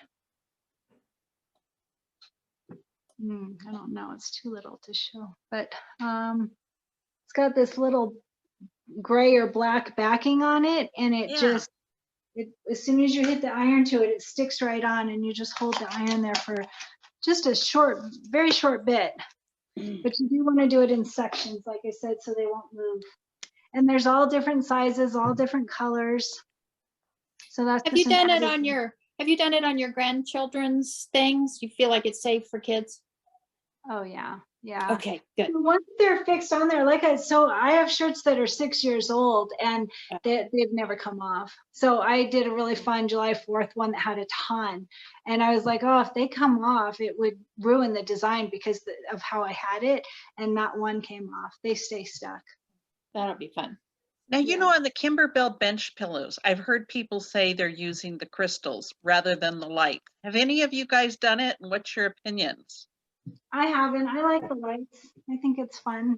And since I do the tutorials, I try to kind of stay toward the directions, but you definitely could, especially the 20s. I don't know if there's larger than 20, but the 20 is the largest, 10 is small. I think there's also a 6 small. So it'd have to be a big one. I've done some instead of the lights, and on my Boulevard pillow, half of my light string has gone out this year. Oh, bummer. And so I may just take that whole string out and put crystals on that one. Couldn't you just replace the battery on your string though? Maybe. Well, half the string is out, the other half isn't. So I think I'd have to get a whole new string. Probably have a broken wire. Oh, that would be a bummer. I'd never thought about that. I did it for the fireflies in red, white, and blue, and I'm happy with it. You did glitter or the rhinestones instead of the lights? Oh, okay, good to know. Yeah, definitely lots of options. To show and tell, but I do have a couple of bills. Oh, Nice. pretty. Oh, Karen blocked it. That was great. Thanks. There it is. Hi. Oh, it's so good. Yay. We're going to go to the kitchen. What else do you have?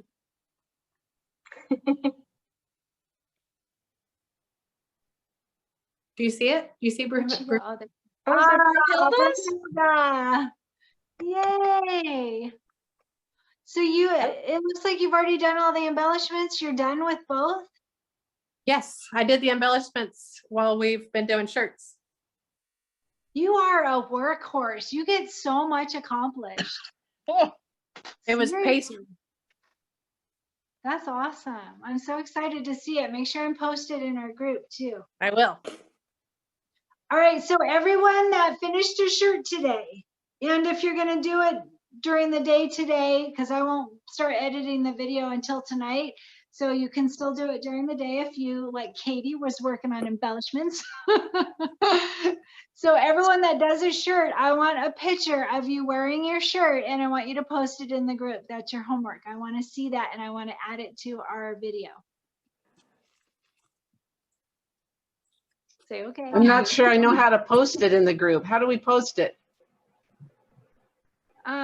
When you go into the group, the very first thing is like, what do you want to say or something, and you would just, there's an add photo. There's a button for add photo, and you Okay, not for this class, but just the main. Yeah, okay. just in the main group, and then I will pull it from there and add it when I edit the video. Okay. Yeah. Thank you. For how Christina's going to get me the video so that I can. It will. It takes about a couple hours for it to finally upload. So when I get the notification from Zoom that, oh, your recording is ready, then I will go ahead and I'll just email you that link. Then you're going to go to that link, download the video, and then you can do whatever with it. Hey, all right, perfect. All right, thank you, Cristina, for hosting us. Oh, you're welcome. Yes, thank you. Thank you. Not a problem. If you guys want to do another one again sometime, just let me know and I can set it up for you guys. And I mean, if Cristin wanted to do like one of her sewing by numbers, yeah, we could do that again. I don't care. Just whenever you want to do a or a jean jacket. Or a jean jacket. Like, yeah, if you want to figure out how to, schedule them or whatever, and just let me know, we can work on that. And I don't care. I mean, if you wanted to do like maybe one a month or something, I'm fine with that. It's up to you. That would be so good. I appreciate that very much. Not a problem. All right. All Been right. wonderful. Thank you for joining in. This was so fun. I'm starving. Are you guys starving? I gotta go get some lunch. Why do you think I was You off guys video can- for a while? Yeah, I thought about it. I was like, I wonder if I could sneak away and get a granola bar. You guys did a great job sticking with it. Now I want to see your completed shirts. So post them in our group, please. Thank you for we have doing till this. tomorrow night to post them? Tonight would be better, but I can wait till tomorrow. I have to wait till my I don't have my stuff. I have to wait till my 5-year-old model gets home. So there you go. Yes, that's Thank cute. you so So yeah, much. we'll wait. We'll wait and we'll do it tomorrow night. That'll give me time to edit this long video anyway. So that's a good idea. And that'll make everyone in the group wait so that they'll want to join us next time. You're welcome. Thank you, Thank Artie. you so much. Thank Thank you. you. Thank you. Bye. Bye. Bye. Today. Thank Thank you. you. Bye. So I need